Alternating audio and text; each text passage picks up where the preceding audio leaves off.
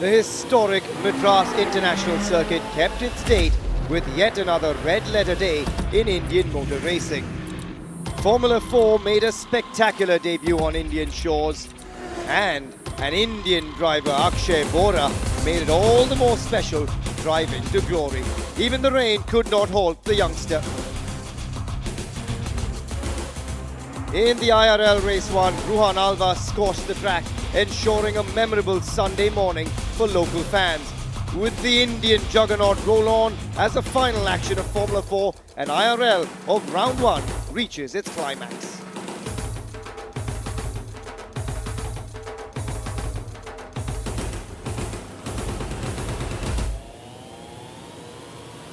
Pinch yourself, everyone. It's race day once again. Welcome to the home of Indian motorsport. Welcome to the Madras International Circuit for yet another day of crazy action at Indian Racing Festival. We've got not just the Indian Racing League for you, but also the Indian Formula 4 Championship. But let's take a quick look at the calendar for the Indian Racing League Season 2. We start off in Chennai for the first round of the season, and then we come back at the MIC in a month's time, and we end off with the best race, the most exciting one of the season, a street race in the night in the city of Chennai, in the heart of the city, which will be phenomenal to watch.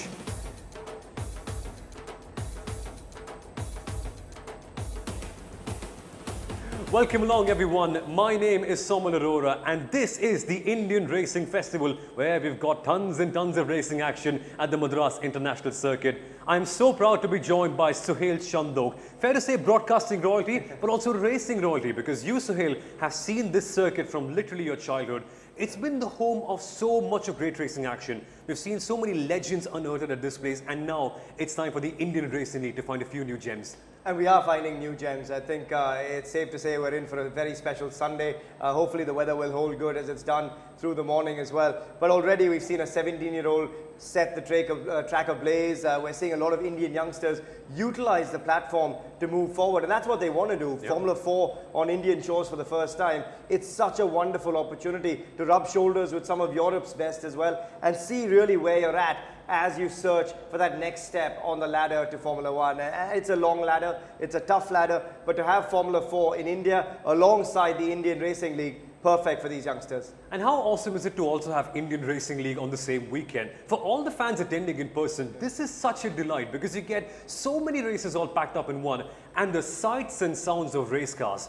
It's quite something, isn't it? It is, and you know, it takes me back to the 1990s, growing up here, as you said, at this very circuit. I mean, the first foundation stone was laid here in 1972 by Sir Jackie Stewart, and we move forward to the 1990s. There used to be this carnival every February, and it sort of has that feel yet again. We're back to this incredible atmosphere. The buzz around the Madras International Circuit, the home of Indian motorsport, is extraordinary when you've got the grunt of the Wolf cars when it comes to the IRL and the F4s as well. So perfect for any fan that turns up on a Sunday too. And we saw those Wolf cars in action earlier on this morning. We had qualifying one for the Indian Racing League, and Ruhan Alva, well, he was on pole position, the youngest pole sitter in IRL history. And then when we went to the race, this is what happened. We had a lot of excitement earlier on in the morning, lots of drivers lining up, and we had... Let's give you a brief idea of what actually is going to happen in the Indian Racing League first up. And so we had lots of drivers lining up on the grid earlier on in the morning at the Madras International Circuit. Rolling start, and Ruhan Alva for the Godspeed Kochi team, well, he led from the beginning and set an example. But it was John Lancaster for the home team Chennai Turbo Riders going in for a bold, brave move on all Hyman. The way he made it stick, that is sure confidence. It certainly is, and it's also the experience that counts. We saw a few moments also, unfortunately, for Akhil Rabindra, Alistair Young. They went off on lap 1, and that brought out the safety car, the yellow flag straight away. Unfortunate for Akhil Rabindra, who was such a star in season 1. But under the safety car, it presents another opportunity for those behind, the likes of Rahul Hyman, Oliver James Webb. Again, plenty of experience there. But John Lancaster for the Chennai Turbo Riders, hometown team. Let's remember, he didn't have the perfect start in IRL last time around. They had plenty of mechanical issues. It's really nice to see the way he got going in season 2, especially right here in Chennai. Absolutely, and once the safety car was back in the pit lane, we saw so much of chaos. But this sort of thing really breaks your concentration, breaks your rhythm in a way, because the lap times that they were posting were so good, so clean. And when a safety car comes in, you've got to reset your mindset all over again. And at the restart, Ruhan Alva was under tremendous pressure from John Lancaster, but the kid did not fail. That was the amazing part. Remember last year, John Lancaster's restarts was something we lauded so much while watching the races. This time, Ruhan Alva found a hack to that. But in the background, there was tons of racing. Sandeep Kumar, the home hero, racing for the Speed Demons Delhi team, had a great battle with Anidit Reddy, and he eventually came out on top in that one. But the racing, Sohail, that is what really made it stand out. Eventually though, Rahul Hyman, the way he was closing up, it was insane to watch. Yeah, it was always going to be there for the taking for him. This was a battle to watch. Rahul Hyman up against John Lancaster, and he was on the charge, putting the pressure on, piling the pressure on John Lancaster, and something had to give. Rahul Hyman has been quick all weekend long. We've seen him through testing as well, really get to grips with the car pretty quickly. So for me, this was one of the biggest battles and the best battles of the entire race. And watch for the move that's going to be coming in at the end of this one, because normally someone overtakes on the inside of this corner. Rahul Hyman says, I'm going to go the unconventional way. I have never seen a driver with that much confidence on the weird outside lines as Rahul Hyman. He almost lost it for a second, but then he said, I've got all the grip in the world.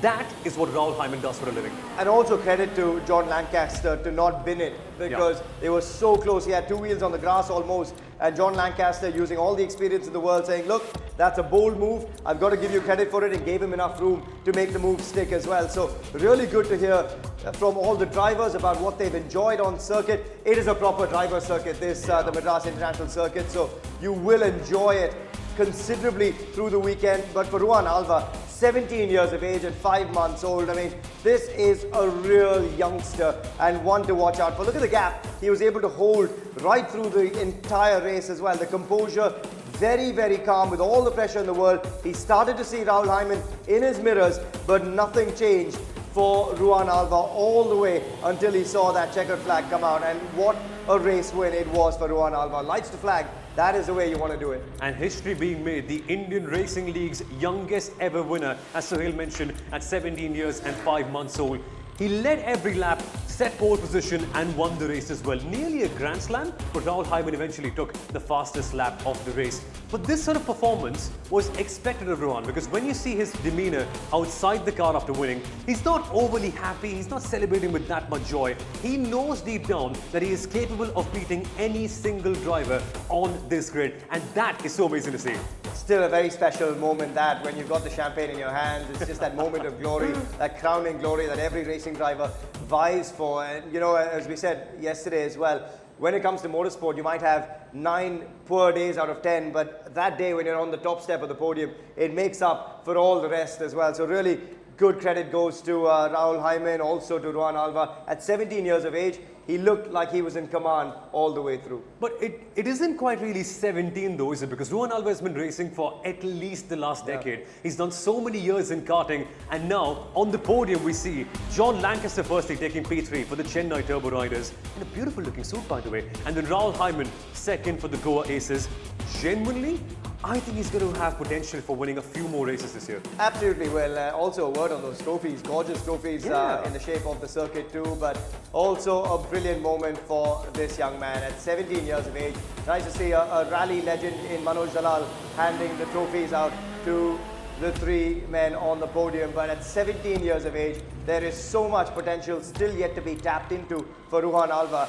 You know, at 17, we say that number so often because it's outstanding how much racing he's actually had under his belt. Whether it's karting, whether it's multiple Indian national series, for him to actually have that much race time and race experience, it shows, because when he's under pressure, when he's got people chasing him down, he's still very calm under it all. And he literally cannot drive a road car outside the circuit. So he has to be escorted by his parents all the way through whenever he has to come to the circuit.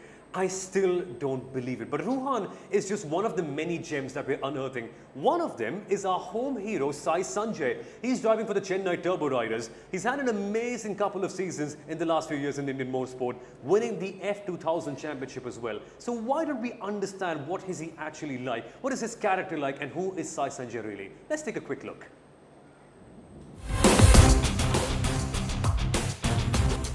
I'm I'm Sai Sanjay, I'm 20 years old and I'm representing Chennai Supersonics. When I was young, I used to do karting in indoor kartdrome at Dubai. And then I used to watch some races in the Dubai Autodrome. And then when I turned 13 years old, my dad asked me if I wanted to do some karting. And that's when I tried it out for the first time and I fell in love with the sport. This year in the Indian Racing League, we are racing the Wolf cars. It's a GB08. It's a very light car with a lot of power, so it's a very fun car to drive, and looking forward to driving it for the whole season. There's a lot of pressure involved in motorsports, especially because we race at very high speeds, and even a small mistake can mean a lot, and it can have big damages as a result. So we always have to keep calm under pressure. I study in VIT, I study mechatronics engineering, and I think my college has been very helpful in supporting my sports because they help me with attendance, even exams, they give me re-exams and everything. So I try to do good in both my activities, and that's how I manage my studies. I think IRL is a very good platform for us Indian drivers. I think because of the broadcasting and everything, I think it's a very good opportunity for us to showcase our talents. And also a lot of people in India can get to witness what we feel, at least through TV. So.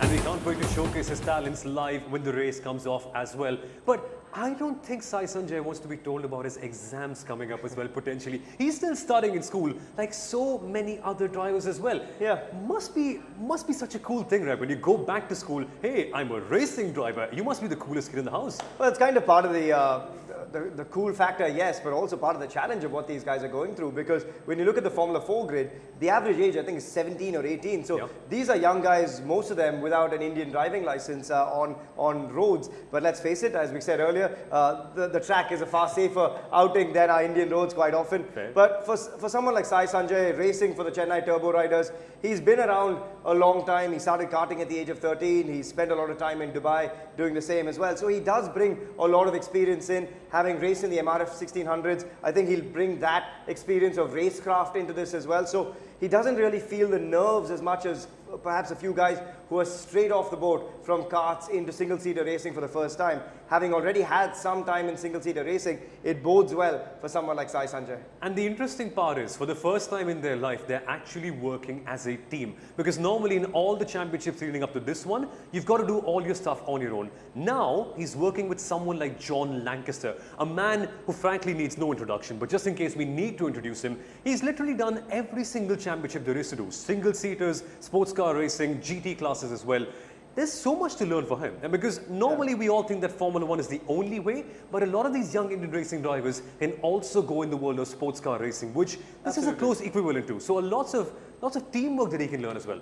Yeah, and totally. When you look at sort of factory teams that employ racing drivers around the world, it's kind of a safer route in many ways. Yeah. But let's remember, there's only 20 people that will make Formula 1, and there's so many variables when you actually have to make it to Formula 1. You could win every category, and you may not have the budget, or you may not have another driver that's got a seat vacant, or a team that has a seat vacant. So for a lot of guys, you've got to start exploring the ELMS route, the sports car route, GT racing as well. And that's where I think the smarts have come in. You've seen Akhil Rabindra do that with European GT. And I think that's something that a lot of Indian drivers need to think about, because budgets are going to be an issue as well going forward. But for someone like Sai Sanjay, I think it's 3 steps too far to look forward to at that point. You've got to think first, F4, IRL, how can I succeed here, and take that next step towards Formula 3 and then think forward from there.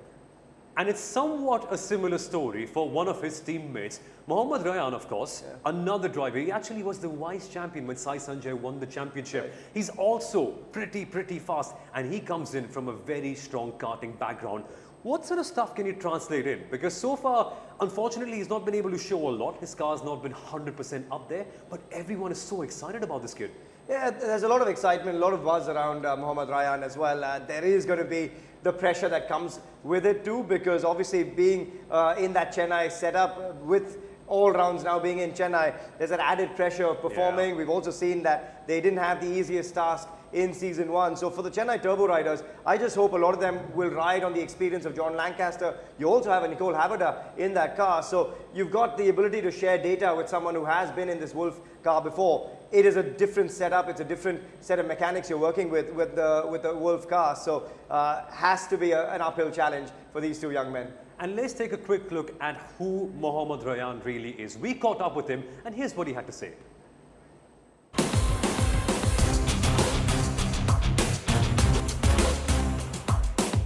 Hi, my name is Mohammad Rayan. I'm 19 years of age.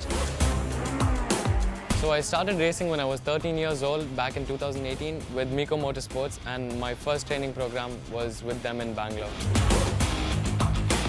So the IRL is obviously a new segment in the Indian motorsport industry. So it's definitely a huge opportunity for all the drivers, all young drivers, in fact, in India, to showcase their talent and, you know, put in and show other people what they've got.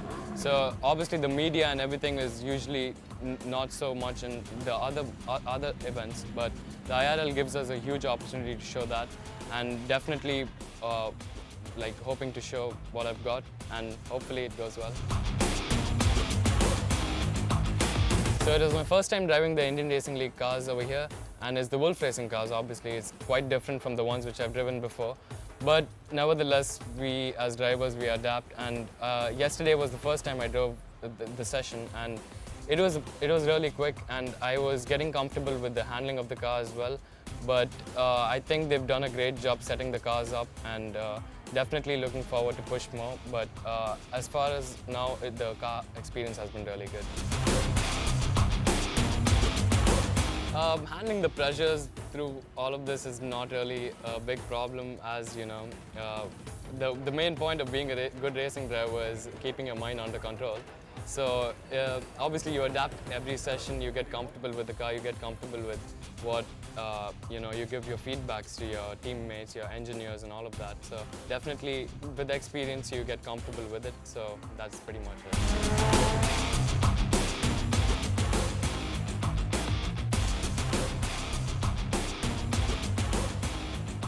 I like how Rayan is so chill all the time. I mean, all the normal 19, 20-year-old kids, they're always so hyperactive, always want to do stuff. Rayan is relaxed. It's like everything is meant to be. And this is interesting because normally a championship like the Indian Racing League prepares you for that. I find it fun that he's already like this before he's come here, which should be quite an advantage to have. But that's the kind of advantage that someone like him or Mohammad or Sanjay has, because you know, they've driven single-seater racing before. So even working with engineers, working on the setup of a car, it's not new to these guys. Whereas when you come straight out of a kart, and I know, yes, you're working on certain bits and pieces of setup when it comes to the karting as well, but it's very different in terms of the kind of setup, the kind of tweaks aerodynamically you're trying to do as well when it comes to single-seater racing, you know, when it comes to your brake bias and everything else that comes with it too. So I think when you understand these varied elements that come into single-seater racing, it just gives you that little bit of an edge. And even though he's 19, having had that experience in the 1600s, he carries that into the IRL. And I actually think he's one of the more calm guys, and even though he's had a rough start to his IRL campaign, I only think he's going to get better from here on. Absolutely, and this development is so much fun to watch. I'll tell you what, last year we had a team of 3 kids and 1 really experienced female driver. Wearing light blue, they ended up becoming the inaugural champions. It sounds a lot like what we saw in cricket in 2007, didn't we? Godspeed Kochi, we're talking about them. They had 4 drivers. Nikhil Bohra, Ruhan Alva, Alistair Young and Fabian Wolf. And Fabian was the most experienced one of the lot. But the pace that all 4 of them showed was amazing. Honestly, I can be totally clear about this.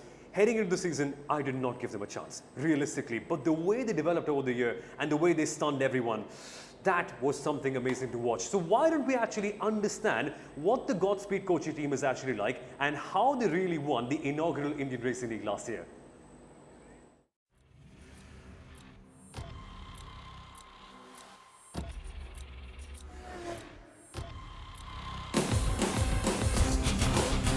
Hey everyone, I'm Alistair Young from Malaysia.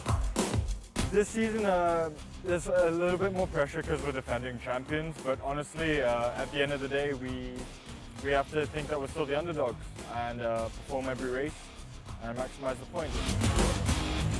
Hi guys, Nikhil Bohra from Jodhpur. Last year was an incredible experience to race here in India with all these incredible drivers from all around the world. And then also your local Indian drivers, your international Indian drivers, and also the female drivers all coming together to make such an incredible championship. And Yeah, we had a really good team. We were underdogs from the first round, and it was nice to end up as the champions in the end. I think we put in the work to deserve to be champions, and that felt really rewarding because we really wanted it the most, I feel. Hi, my name is Ruhan Alva, and yeah, last year for us was a really, really good year. We won the Constructors' Championship, quite a few podiums as well, and the team just worked together really well. Nikhil, Alistair, me and Fabi just gelled together very well. All of us were quick, and we're always ready to help each other out, which helped us progress throughout the season. And by the end of the season, we were 1-2 in almost all the races, I think, in the last round. And yeah, we were really strong because of the way we worked together. This season there's a new track at the end of the season, which is going to be exciting, another street track. And you know, new drivers as well coming in, that's going to be a challenge, but it's going to be fun, that's for sure. Yeah, I think this season is going to go well. We have a great team behind us, and yeah, I think we all have experience from different domains that we can pull together and create a nice melting pot of skill that we can then build off of and try to fight for the win. It's a very unique championship to have, especially in India, because motorsport's starting to grow here, and me, drivers like me and all the other Indian drivers get to learn from the quicker, more experienced drivers that come, like Neil and Oliver and so on. And it's just a place where we can prove ourselves as well as just learn and get better for the future.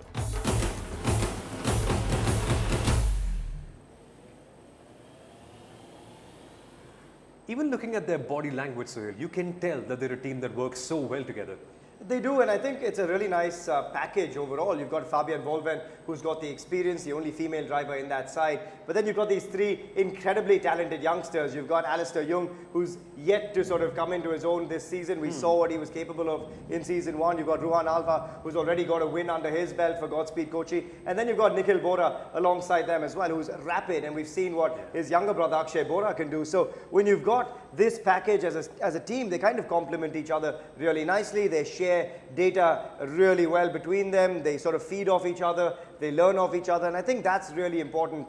For a change, as we've said earlier, it's now a team sport. It's not you battling the person alongside you in the next pit garage, as it often is in motorsport. So the ability to work well with your teammates is so critical. And that's what I think Godspeed Kochi have going for them with Fabian and the two Indians and Alistair Young too. And they started off with a bang this year, because as we showed to you early on in the day, Ruhan Alva became the youngest winner in the Indian Racing League's history. 17 years old, 5 months. It is incredible to see the kind of pace that he's showcasing, but I also like that he's not just the only one out here. Yeah. But we got to catch up with him earlier on in the day, and we spoke to him about the car, about studies, about everything. Let's just really understand what's on Ruhan Alva's mind. We're down here in the pit lane, folks, with Ruhan Alva, who's one of the youngest, in fact, the youngest driver on the Indian Racing League grid. And let's get to know a little bit more about the car and what's it like. Ruhan, you've done lots of Formula 4 racing in the past, lots of go-karting, but this thing is, can you call it a single-seater race car? What even is this thing? Yeah, I guess it's in between prototypes and a single-seater, you could say. Yeah, compared to the Formula 4s, these are a lot more powerful and a lot more torque because they're superbike engines. And handling-wise, these are really, really light, so you can throw them around quite a bit, but they have a tendency to understeer quite a bit. So you have to work on the setup to try and get rid of that understeer as much as you can. And what's it like to drive? When you got in the car for the first time last year, were you surprised by how quick the power is? And what's it really like as a driver in these conditions? Oh yeah, the first time I got in this, it was pretty crazy because the power to weight was a lot more than I expected. So going out of turn 3 when I put the power down, I was like, oh, this is pretty quick. And yeah, after a while you get used to it and you keep wanting more, so it's pretty good. And what's the most challenging part? Is it the mechanical grip? Is it too much power? Or is it the tires that tend to also go away? What's the biggest thing for you? Biggest things are probably one, keeping the brakes in check, as well as so as you go through the race, because it's belt driven, the belt starts to heat up as well and you start struggling with your downshifts. So that's something you have to keep in mind while you drive. And Ruhan, on the physical side, you're clearly very, very fit. What sort of fitness regime do you have to put in? It's clearly lots of hours in the gym, right? Yeah, quite a bit of gymming. At least once a day. When I was in the UK, it was twice a day as well. My word. And a lot of core strength, I suppose, right? To manage all the heat and all the conditions? Yeah, core strength, neck strength, and shoulders obviously because we don't have power steering in Formula cars. So. And Ruhan, about your goals and challenges, why are you here in the Indian Racing League? What really brings you to this championship? Yeah, it's a place where I know I can learn a lot from all these new quick drivers from outside India, and it's a place I feel like I can prove myself. I can learn and then prove myself, and hopefully win And the aim is Formula One day? someday. And Ruhan, one last thing I want to touch upon. Studies. You're still 17. You're also studying in the side. Does it become a challenge for you to focus on racing because you've got school and assignments and homework and all that stuff? Yeah, so after 8th, I think I started homeschooling so that I could focus on both at the same time. So finished my 10th and now I'm doing my 11th and 12th together. That's more like it. And finally, on the team, Godspeed Kochi. You guys were teams champions last year. It feels like a good vibe around here. What makes it work? Yeah, it's just a good mix of drivers who get along really well, and all of them are really quick. So they're good teammates to have. Everyone's willing to learn from each other. Everyone's willing to help each other, and it just works. And have you really gotten down to the bottom of Alistair's jokes yet? That guy really lightens up the mood, doesn't he? Yeah, he's all his life of the party. So. And Ruhan, one last question on the age factor. Youngest on the grid clearly doesn't faze you because you've got years and years of experience. Does it ever come to your mind that I'm the youngest here in any way whatsoever? Yeah, I mean it does, but it's a nice feeling that even though I'm this young, I'm able to take the fight to them, and can't imagine what is possible as I learn and I grow. Incredible to see that. Thank you so much for your time, Ruhan, and hopefully we get to see more results later on. Thank you. He's a natural athlete, and also I love the commitment from the family, Suhail. Homeschooling at grade 8, that is a very, very unconventional choice. But I love that the family's like, sure, if it's your passion, if you're good at it, we'll let you do it. Look, it's part of the sacrifice. If you want to be a racing driver, you've got to give up a lot. I remember with my brother Karun as well, he didn't go to university. He took that choice. He was in Formula Asia at the age of 18, went on to Europe and pretty much learned engineering on the ground with cars. He later went to IIT and Harvard and was delivering lectures on engineering, having been in Formula One. But that's part of the challenge. As a result, you miss out on those weekends with your friends. You miss out on family time. You're staying away from home. You're learning to do things that you never thought you'd have to do at the age of 18 or 19. So there's so many new challenges that come with the territory. And yes, you see the glamour and the glitz of Formula One, but you forget the hardships of what it takes to go up the ladder until you get there. And even when you get there, unless you're in a top team, you're battling, you're constantly thinking about so much that's going on to keep that seat as well in Formula 3, in Formula 2, in Formula 1, and right now in the IRL as well. So for Ruhan Alva, he's making the right steps. He's got a win under his belt already in season 2. So kudos to him, and hopefully a long future, and maybe we'll see plenty of support from corporate India as well to back him. Corporate India, if you're watching, we need to fund more talents like this one. He's amazing. But guys and girls, we'll be back with more racing action after a short break. Be right here.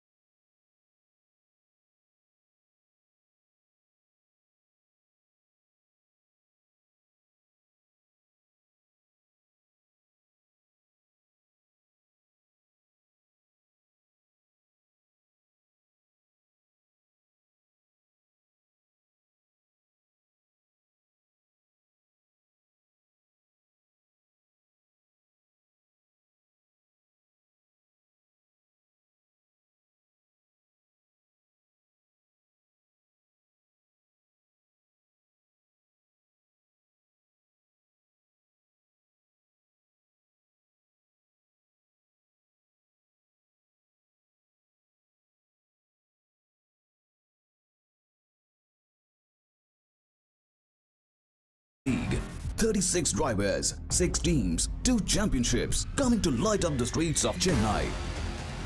More thrills, more adrenaline and plenty of action with India's first night race at the heart of Chennai. Are you ready?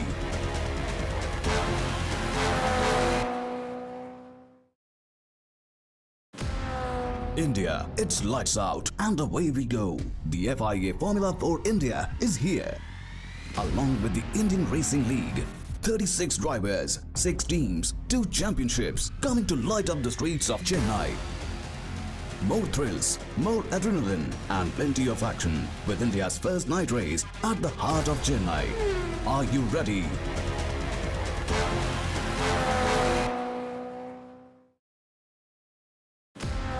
India, it's lights out and away we go. The FIA Formula for India is here. Along with the Indian Racing League, 36 drivers, 6 teams, 2 championships coming to light up the streets of Chennai. More thrills, more adrenaline and plenty of action with India's first night race at the heart of Chennai. Are you ready?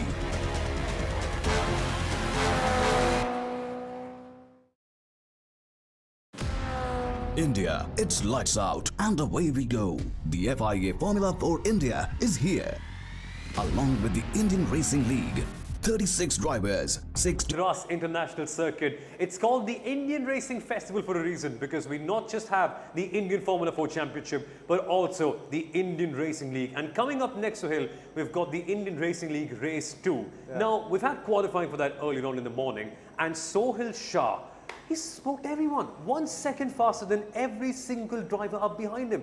We know he's fast, but that fast? Yeah, I think just to bring it into perspective for all of you at home, 1.3 seconds in racing parlance is a massive, massive gap. So he's found time on the circuit which no one else has seemed to find, including the likes of Mitch Gilbert. Plenty of experience there. You've got Nikhil Bohra, the elder brother of Akshay Bohra, lining up in row 2 as well. But also, when you look at row 3, you've got an all-female knockout with Fabienne Volven in the mix. You've got Gabriela Yilkova as well. So I do think we've got a really nice mix of experience and youth coming into this second race. When you look at Sohail Shah starting from pole position, I actually think over the first few corners through that first lap, he is going to come under mounting pressure from Mitch Gilbert and also Nikhil Bohra. So I think going into turn 1, watch out for Mitch Gilbert. For me, all eyes will be on him.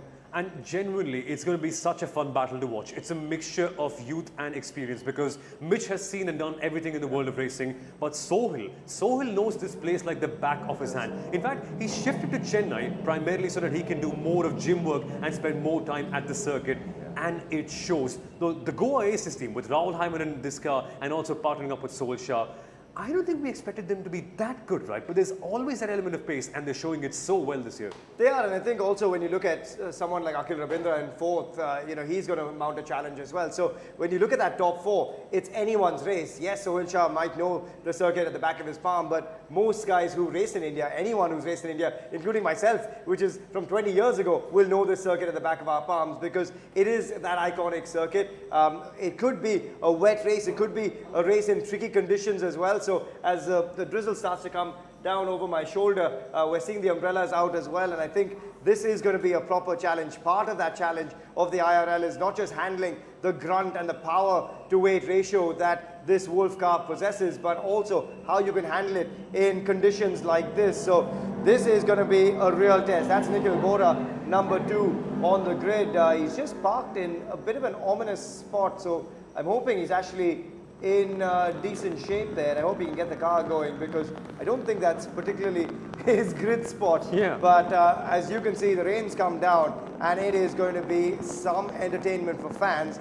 Not the best conditions for the drivers, and that's why for Sohail Shah, if he gets a clean getaway, the best place you want to be when it's a wet race is out in front where there's no spray coming from the back of any cars in front of you. Exactly, because when the spray comes in, trust me, you can literally see nothing. It's all just dirt in front of you. And when the margins are so small at the Madras International Circuit, you cannot afford to lose your sense of sight. So good for Sohail Shah that he's up in P1. But in my head, I'm really going to be keeping a big eye on Mitch Gilbert, Akhil Rabindra and Gabriela Yilkova and also Fabian Wolven, because these people have done GT racing, and in GT racing conditions like this are often what you encounter.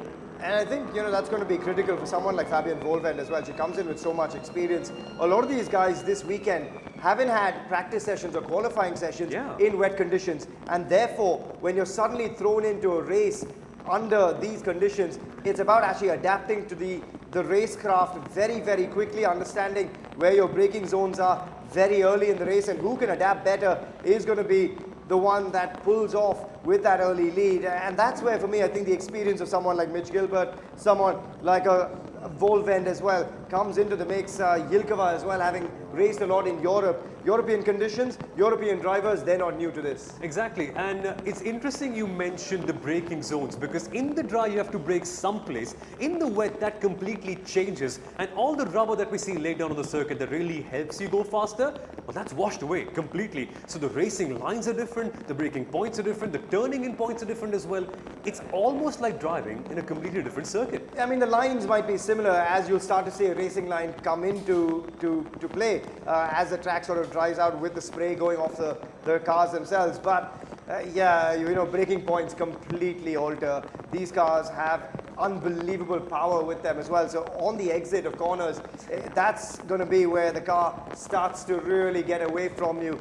We heard from Ruhan Alva earlier saying there's a lot of understeer in these cars, and actually part of the setup is to just get rid of that understeer as much as you can. So suddenly when you throw the rain into the mix as well, that setup might go for a toss. How do you now alter that to get the car to work in the way that you want it under these conditions? So this is going to be a proper test, not just for the young guys here, but even for the likes of Mitch Gilbert, even for the likes of Fabian Volven.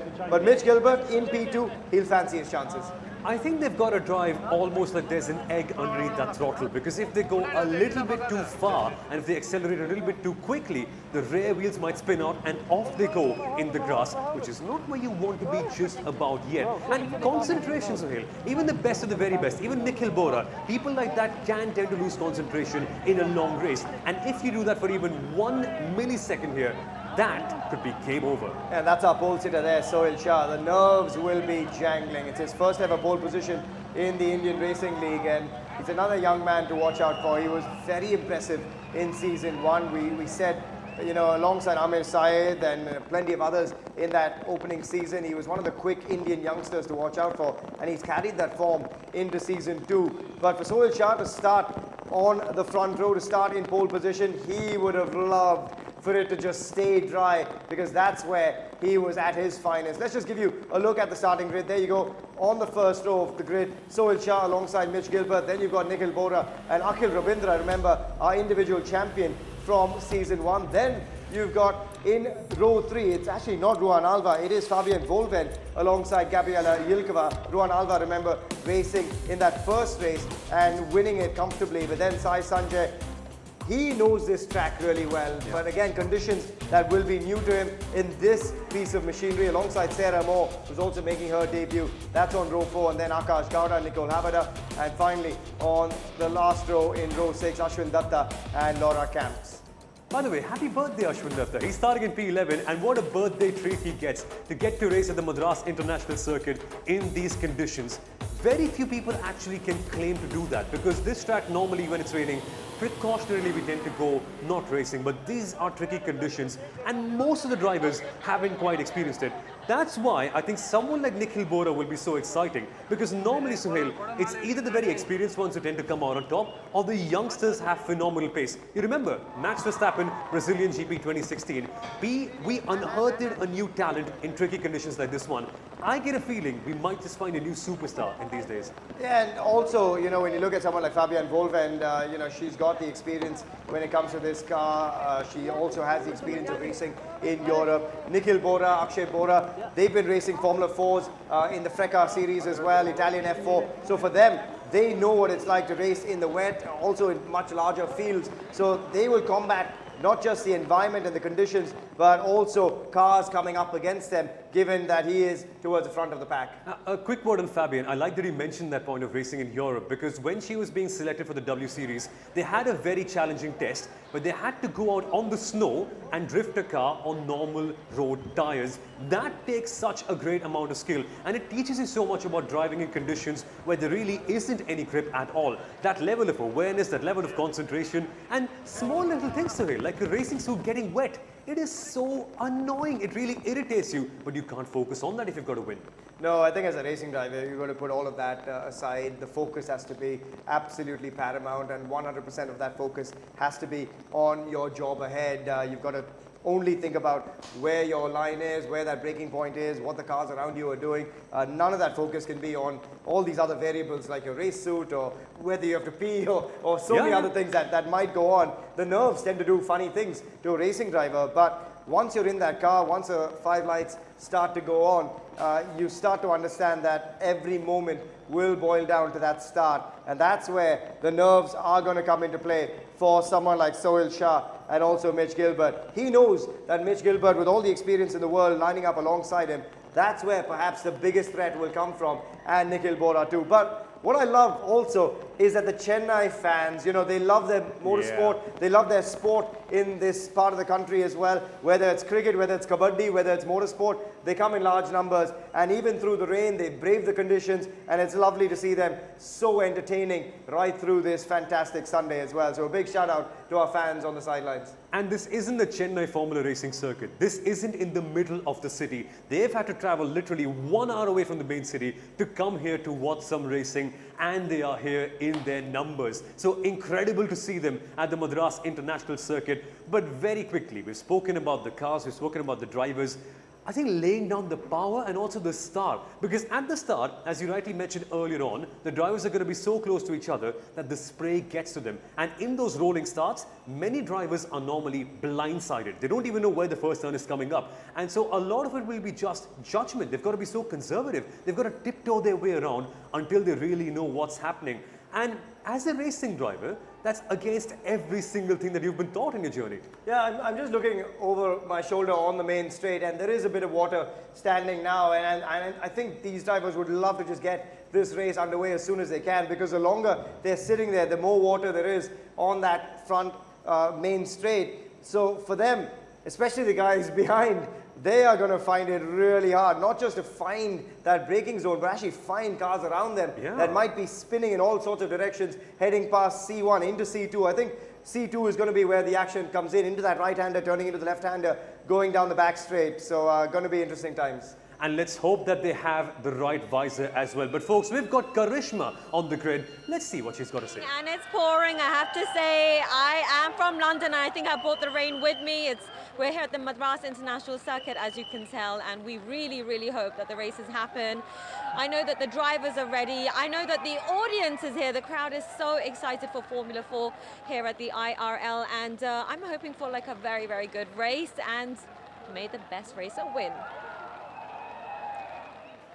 May the best racer win indeed. These conditions are tricky. Visibility is going to be quite the task. We've spoken about the major competitors as well. I want to touch upon the female aspect of this, because the Indian Racing League, even though they've done a great initiative of having one female driver per team, we haven't quite seen a female race winner yet.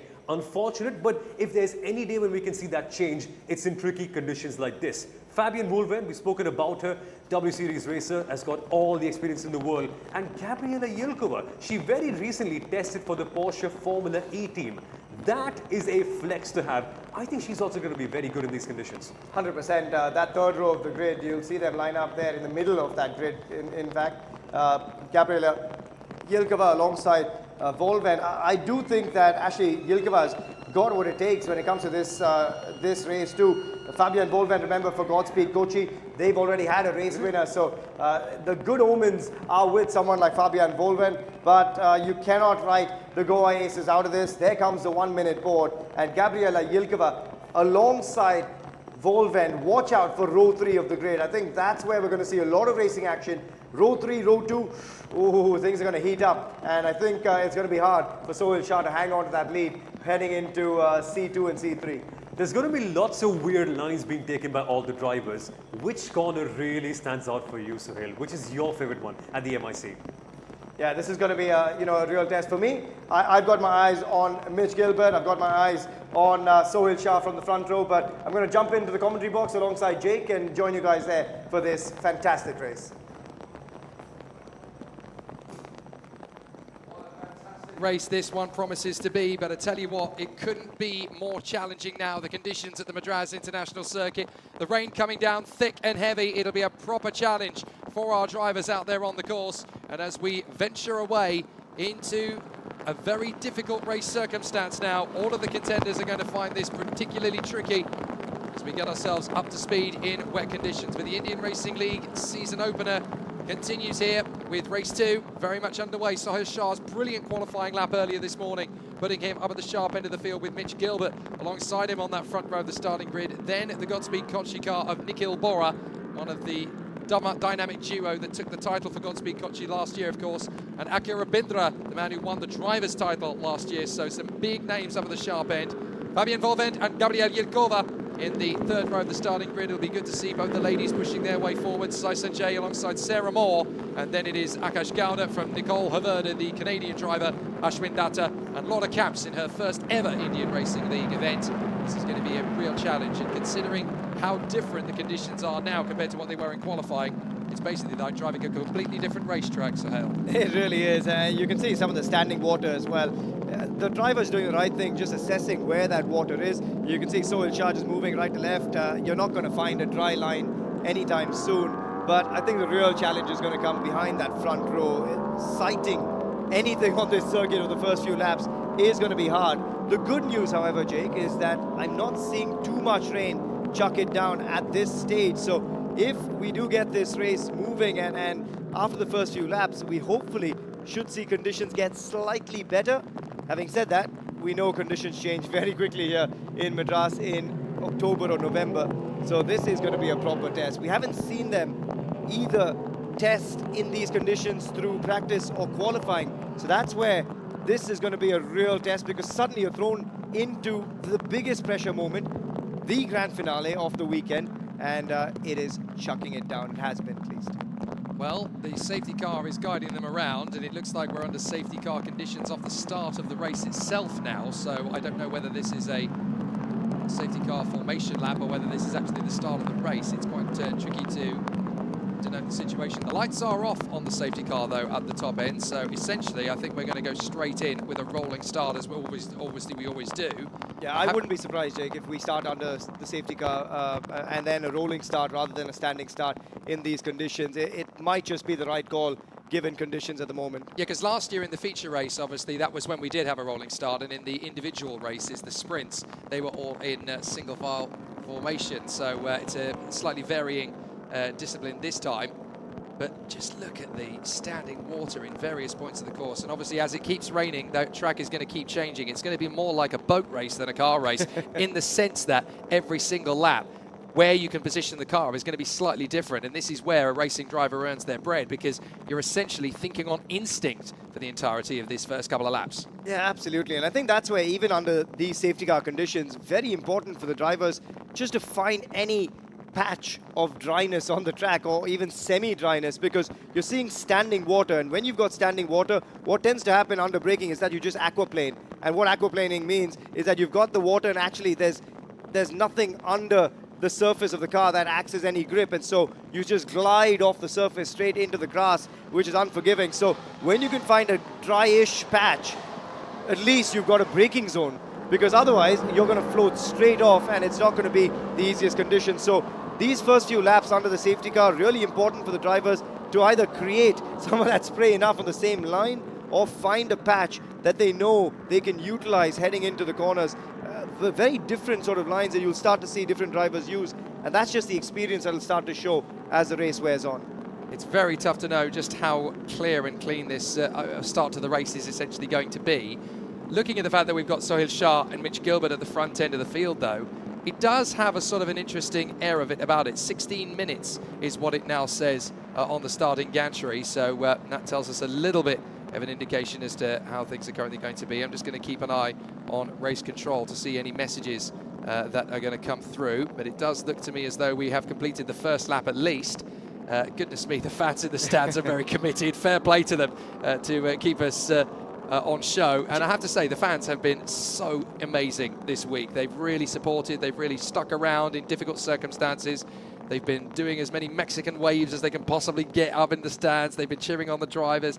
They've been the real lifeblood of this weekend. Madras likes their sport, Jake. That's all I can say. Whether it's cricket, kabaddi, football or motorsport, there's a real passion and a real knowledge behind fans in India, but also particularly sporting fans in Chennai, erstwhile Madras. I think for all of us that come from this region, that go to sporting events here, you'll start to see very quickly the knowledge behind any fan that turns up. And that's why even in these conditions, you've got such a fantastic showing of people turning up to watch racing in action. Not often that you get this caliber of racing as well in the country. So on a race weekend in India, you can't thank the fans enough. So a big shout out to all the fans that have turned up here at Sri Perumbudur at the Madras International Circuit. I have to say, one of the adventures I need to do while in India at some point, whether I'm going to get to in 2023 or have to wait till next year, I need to get to a kabaddi match. Everybody's been telling me about it. We'll get you to one in December. Yeah, absolutely. December 2nd, it rolls around. There we go. And it's actually on the same network here on Star Sports and on Hotstar. So, right, Pro Kabaddi, Jake's coming for you. Absolutely, yeah. We'll dash back from the race circuit and I'll make sure I'm in the stands watching it. Sounds fantastic. Everybody's been bigging it up to me. So I'd love to experience it. Right, the safety car flag has come in. The lights are out on the safety car. So I have a feeling this is going to be a rolling start, and it's all going to depend on how Sohail Shah and Mitch Gilbert control the pack here at the front end of the field. If you're Nikhil Bohra, if you're Akhil Rabindra, this is where you've got to keep your eyes on stalks. You can really take advantage on that start. And if you're Fabian Volvend or Gabriela Yilkova, I think you're licking your lips thinking, oh, there could be an opportunity here. Watch all the carnage unfold, and this could be a really spicy start. So safety car is in, they're going to come through the final turn. This is all about Sohail Shah just making sure he comes through. They don't have to go gridded in stacking rows, of course, because the race has technically started. So we'll come off the final turn. Good start from Sohail Shah off the race, and it's green after the first corner. Gilbert trying to get right in behind the rear wing of Sohail Shah's car. Look at the spray. You can't make out the cars behind until they turn in for the apex. Bit of a challenge from Fabian Volven round the outside of Akhil Rabindra. Brilliant move from Fabi. She really has worked her way forward, but she drifts off the road on the far side. She just didn't quite have the traction on the exit of the corner and has hit a bow wave as she comes through. So unfortunate. But even Sohail Shah is struggling to keep the car on the apex. Now Nikhil Bohra has come around the outside of Mitch Gilbert to get into second place, and diving up, that's Gabriela Yilkova trying to get through on Akhil Rabindra as Fabian Volvend cannot get the car restarted. Such a shame. She had a mega start as, oh goodness me, that was Gabriela Yilkova getting her move there on Rabindra, and off goes Mitch Gilbert. It's all kicking off, but Gabriela Yilkova is the one that's really on the move. We did say that C2 was going to give you the entertainment. There you go. Gabby Yilkova is through past Mitch Gilbert as well. What a start it's been for Gabriela Yilkova. Just dicing the cars through each and every corner here. But Gabriela Yilkova inside podium contention already through the first few corners. What a start for her. Great start from Sai Sanjay as well. The new Indian star within the racing league has got himself up at a 5th position and is swarming all over the back of Mitch Gilbert, who was obviously at the back. And that's one of the Goa races that's gone off. Now, is that our leader, Sohail Shah, or is that Gabriela Yilkova? It's going to be tough to tell, but certainly one of the guys. It's not Gabriela Yilkova, so that could be Sohail Shah.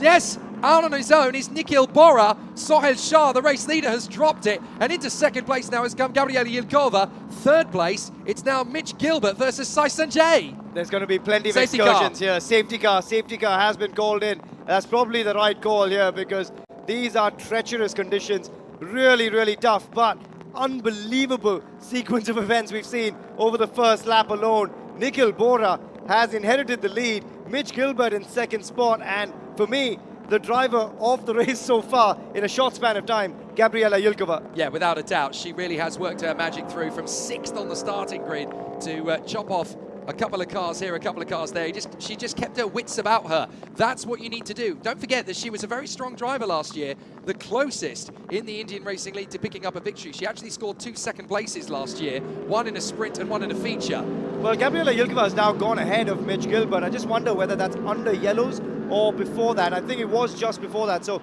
she should be okay. Yeah, she'll be fine. Yeah, Nikhil Bohra therefore out in front with a massive lead actually in these conditions. He'll feel a little undone because he's got a 7-second lead in these conditions, but having seen what's happened, you can't blame the officials for getting the safety car out. It is the right call. Volven still just sort of prying on the sidelines, stuck. There is no way to go once you hit the grass here. Well, interestingly, Sohail Shah made a spin and run off the road, but if you look in the background, he has managed to get the car going again. So Akil Rabindra is there in P5, then Sarah Moore. If you look in the background, you should be able to see the blue, white and black machine of the Goa Races driver Sohail Shah, who was our pole sitter and was in the lead. There he is, 7th position. So he has got the car going again in front of Akash Gowda. Nicole Haverda's done a good job to keep it on the road there in 9th place in front of Laura Camps in her first ever race in the Indian Racing League. Talk about an eye-opener. And then in 11th position, Ashwin Datta, who, by the look of it, has not come round.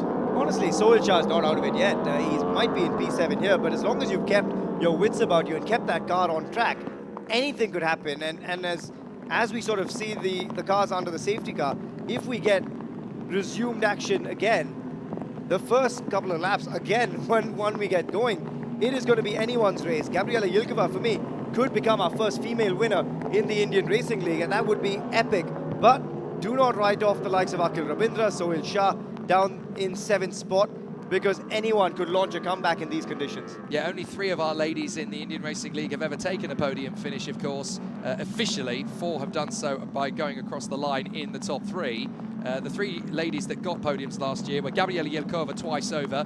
Fabian Volven got a couple of podiums as well, 1 in a sprint, 1 in a feature. And then we also had Lola Lovinfoss coming home in a 3rd position in that crazy race on this very circuit last year, where she was able to come through in 3rd position when there was a lot of technical difficulties for a couple of cars, and she just happened to keep it on the road. The other driver that managed to steal a podium with a great drive was Bianca Bustamante, of course, but she ended up having a penalty and having that podium, taken away from her. By the way, good luck next week in Macau. We wish for all the best for you, Bianca, and we all miss you. Right, the safety car lights are off already, so it looks as though they've already cleared Fabian Volven's car. Very unfortunate for her. I genuinely thought she was going to be gunning for the victory this time. She had a good car underneath her and certainly had a terrific start. Would easily have got past Mitch Gilbert, I think, there on the far side, around the outside. She just ended up carrying a little bit too much speed, caught a puddle in the middle of that apex and just drifted off the road. Gabriela Yilkova's previous best is a P7 here in Chennai. I think I will put safe money on the fact that she's going to better that if she just keeps it on the road. For me, she's going to be the danger one to watch. Gabriela Yilkova on this restart. Watch out for the lady in Mitch P2. Gilbert's coming into the pits. So that's interesting. So Mitch Gilbert has actually overtaken the field and come into the pits as well. And so is Sai Sanjay. So Sai Sanjay's coming in with the safety car. Fascinating. Mitch Gilbert and Sai Sanjay both peeling into the pits behind the safety car, and that's the race getting underway again. So it's Bohra, Yilkova and Akil Rabindra who's now in 3rd position. Off we go again. And so down at the first corner, Yilkova already starting to put Nicole Bohra under some pressure. 4th position, that's Sarah Moore. So she's got a chance of a podium. We could end up with a first here, having 2 ladies on the podium in the same race. We've had 3 of them take podiums before, but never 2 in the same race. So that could be a nice thing for Sarah Moore to shoot for. And in these conditions, she can be pretty lightning. She was the Ginetta Junior champion back in 2009. She was in the W Series for 2019, 21 and 22. So she's got plenty of pace to be able to put herself into a good position. Here she is, hustling Akil Rabindra. Oh, that's the Goa Races car that's gone off there. No, that's Nicole Bohra. Yeah, Yilkova's the lead. That's Nicole Bohra. Gabriela Yilkova leads. Brilliant start to the race for Yilkova. Nicole Bohra has damaged the rear wing of that car. You can see that it's out of position. Here's how he did it. Oh, he's just carried too much speed, caught the wrong part of the circuit. The car has spat around. Bang, he's hit the Armco. That's dislodged the wing. So even if he gets going again, he's not going to have any traction at the rear of the car. Yeah, well, it's unfortunate for that man, but for the front of the field, Gabi Yilkova, as we said on the restart, has used all of the experience in the world. Having raced a lot in Europe, you're used to these conditions a lot more than the young Indian drivers perhaps, and she's putting that to good use. Akil Rabindra now in 2nd spot in treacherous conditions, and Sarah Moore, would you believe it, in 3rd spot as well on her debut here in India. Well, Mitch Gilbert is out of the race, so too is Nicole Haverda. They've both come into the pits and retired. There is Nicole Bohra trying to get his car still running despite the broken rear wing. But Gabriela Yilkova is leading this race. She only arrived on Friday night, would you believe? She had 1 practice session coming into today and is already leading on her first race of the year. Well, she figured it's kind of pointless to practice in the drive because these are the conditions you're going to get. So Gabi Yilkova, well done to you, well played, because she has come straight into this and just kept her wits about her. She has really driven a perfect race so far. She's put the car where it needs to be, and look at the gap she's pulled off. Now, Akhil Rabindra is going to mount a challenge. He is known to keep his wits about him. He's a smart driver in tough conditions as well. But Gabi Yilkova out in front. She carries Formula E testing coming into this as well. All of that experience, all of that power to weight ratio that these cars have, none of that too daunting for Gabi Yilkova at the moment. And she's a GT driver, a sports car specialist, so these are the kind of conditions that she is used to. So this is a really good opportunity for her. Now, you were saying earlier, Suhail, that it's not over for Sohail Shah, and you're right, because he's right there in fourth position, already snapping at the heels of Sarah Moore. Having gone off while leading, he's recovered back into fourth position, but he's got opposite lock as he goes through there in turn 3, saves the car from drifting back onto the grass once again. These are the toughest conditions Sarah Moore will have faced. Oh! And he's gone! He's gone! Sohail Shah loses the car, and he's got even more damage to his car than Nikhil Bohra would have got. He's beached. Yeah. I don't think Sohail Shah is getting out of that, and Gosh. unfortunate for him because he was our pole sitter.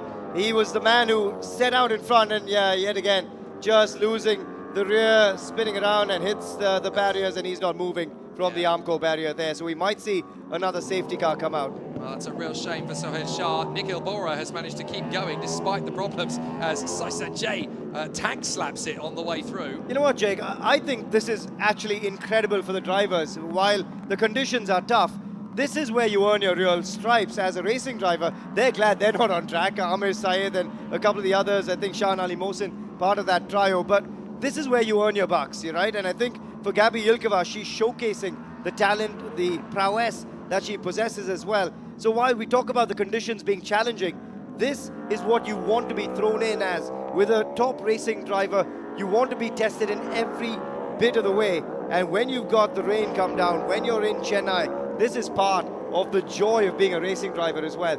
Really putting yourself through the toughest tests. Certainly is. It's been a very tricky situation for the contenders out there. Now, for some reason, Nikhil Bohra is showing as stopped on the circuit. Now, Fabienne Volvend, she is there showing as 9th position and a lap down. Is that her car coming towards us? No, it isn't. It's Nikhil Bohra. So for some reason, Fabienne Volvend is showing as still being out there on the circuit. She isn't. I think she's out of the race because she was obviously the car in jeopardy earlier on. Sarah Moore has come through to 2nd position now. And what a drive from Akash Gowda in 3rd spot, and he's catching rapidly as well on the back of Sarah Moore. Got to say, Akash Gowda, who didn't have too much track time, had a few issues with his car in practice and qualifying as well. He has had a brilliant run, and he's one of those young guys who's got a lot of flair, a lot of panache about him. Nice to see him really hold it together and chase down Sarah Moore now. So Akhil Rabindra has had an incident somewhere because he's dropped to 5th position just in front of his teammate, and that's a big slide for Sai Sanjay, who actually has the fastest lap of the race, would you believe? Yilkova leads the way, Sarah Moore's now 2nd, Akash Gowda in 3rd position. That looks to me like Nikhil Bohra on the road in 4th position. Now, he got going pretty quickly, so I think Nikhil Bohra is actually, it says on the timing screen that he's in 11th position, but I don't think he lost a lap. I think he got back on again. I think he's actually in 4th position in front of Sai Sanjay. Yeah, this is going to be a tricky one to look out for. We'll get those times updated as well, but what does count the most is the fact that Gabi Yilkova is still out in front, Sarah Moore in 2nd spot. But Sohail Shah has recovered to the pits and retired. Yeah, and I think, you know, for Sai Sanjay, we saw him just catch the back of the car. It's really good to see guys being tested the way they are. But there you go, that is the man we were talking about in that number 2 car, Nikhil Bohra, who's on the back of Akash Gowda. Now, anybody who's out there thinking that women can't drive and they're not good enough to race in motorsport, shut up and shut up now, because you've got Yilkova leading and Sarah Moore in 2nd place. Anybody who says that women can't race in competitive motorsport against the men, well, 2 women are currently outclassing all the men in this field, and it's wonderful to see Yilkova driving with such maturity and composure. Great pace from her, not overdriving the car, not overstretching it in the apexes. Sarah Moore just taking it nice and carefully. Look, she's actually shadowing Gabriela Yilkova now. Akash Gowda doing his best to follow them, but they're no match at the moment. The girls out front, Gabriela Yilkova and Sarah Moore, they're going into the penultimate lap of this race, and I don't see them being caught at this stage. And it really helps that you've got Akash Gowda with pressure coming on the back of him from Nikhil Bohra, so it really helps Sarah Moore, and she's created a bit more of a cushion between herself and Akash Gowda. An all-female 1-2 at the moment in the Indian Racing League. We could not have asked for a better story in these tough conditions as well. Unbelievable show of absolute grit and tenacity from Gabriela Yilkova and Sarah Moore. And if Gabi Yilkova wins this, she will record the Goa Aces' first ever win in the Indian Racing League. They also took their first ever pole through Sohail Shah a few hours ago, actually. You know, I think Nikhil Bohra is still there in fourth position in the accident. I wonder if he's damaged his transponder because it's not showing up that he's out on the circuit. Yeah, good shout. So he's there in fourth position on the road behind Akash Gowda. I swear he hasn't lost a lap, but he's not currently running as in fourth position, and it's showing that he's only done 4 laps. He's done all 7 as everybody else has. So he's there behind Akash Gowda trying to get through to third position, so they may have to correct the result for Nikhil Bohra. Full credit to Nikhil Bohra. Let's not forget the fact that he's driving with essentially a T-tray on the back of the car now rather than a rear wing. And that's a bold move, looking to go around the outside of Akash Gowda. I think he might have the inside coming down the straight as well, but Akash Gowda holding that line, making him do it the long way.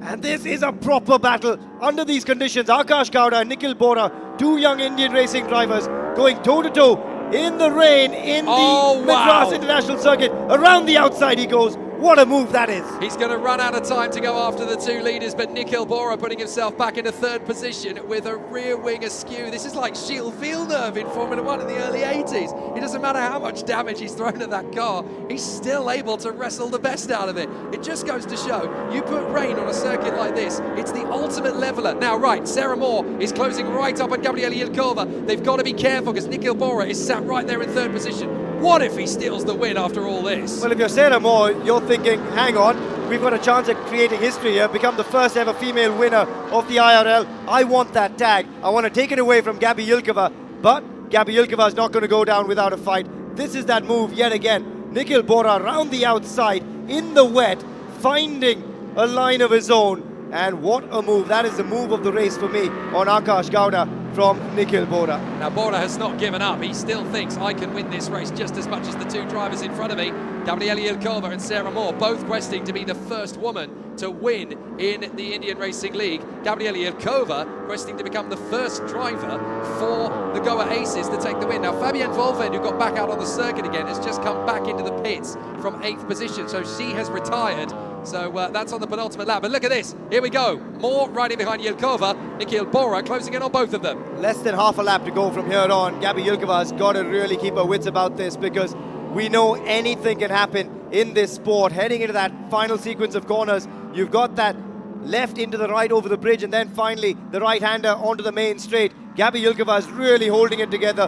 What a drive it has been from Gabi Yilkova, but also from Sarah Moore. Big twitch from Sarah Moore. Nikhil Bohra is going to try and take her on, but if you're going to push this Yorkshire lass around, you better be brave. Here he goes on the inside line. Sarah Moore's going to try and hold him around the outside, but Bohra's going to split them. Sarah Moore could have an opportunity on the exit, but there's a huge battle waiting for her. Nikhil Bohra doing his best to try and get back in on terms in this victory. Can he catch Gabriela Yilkova before the end? I think he's just going to run out of time. All of this plays nicely into the hands of Gabi Yilkova, but I think he's actually mounting a challenge. Yeah, she's tiptoeing. She's tiptoeing. He's going to go for it. Up on the inside. No, they've hit each other. Sarah Moore's going to get past both of them. Nikhil Bohra tried. Takes out Gabriela Yilkova. The win is gone for the Goa Aces. I can't believe it. Gabriela Yilkova had it in the palm of her hands. And now the first female winner of the Indian Racing League, and justifiably so, is going to be the Brit, Sarah Moore. She wins at Madras International Circuit. She wins. I can't believe it. Sarah Moore becomes the first ever female winner in the Indian Racing League. Gut-wrenching result for Gabriela Yilkova, courtesy of Nikhil Bohra launching into the back of her, almost T-boning her into that corner. And you've really got a feel for Gabi Yilkova. But what a moment for Sarah Moore on debut at the IRL. That was just so brave from Nikhil Bohra, but the water caught him out. He had no chance to get out of that from Gabriela Yilkova. Once he committed to the move, he was always going to go into the side of Yilkova's car. Devastating for Yilkova. She recovers down in 6th position, so where she didn't deserve to be. But Sarah Moore, just drive with a clear and level head and you will come through. The Bangalore Speedsters win the 2nd Indian Racing League race of the year, and definitely the best Indian Racing League race we've ever had. That has got to go down in history as one of the best races we've seen, and we will see for a long time in the IRL. We've seen a lot of great racing. We've seen some bold moves as well. Nikhil Bohra almost did everything right up until that final attempt of a move down the inside, hits the water, aquaplanes into the side of Gabriela Yilkova. My heart really goes out for Yilkova because she did not put a foot wrong through that entire race. She commanded respect at the front of the field, launched an attack from the third row of the grid, and just at the very end though, Sarah Moore keeping her nose clean, getting the win and becoming the first female winner of the Indian Racing League. What a race we've witnessed at the iconic Madras International Circuit. Completely agree. You've got to feel for Gabriela Yilkova. Such a mature drive up to the last lap, and it wasn't even her fault that the win got away from her. Also for the Bangalore Speedsters, Jake, first ever win in the IRL. Yes, They've only had one podium in the past as well. So for the Speedsters, lots to celebrate. We would have had a new winner either way, but this was just something we did not expect. Gabriela Yilkova, 3 corners away pretty much from taking the win. That is really cruel, absolutely cruel. I do think Nikhil Bohra is going to be visiting the steward's desk pretty soon.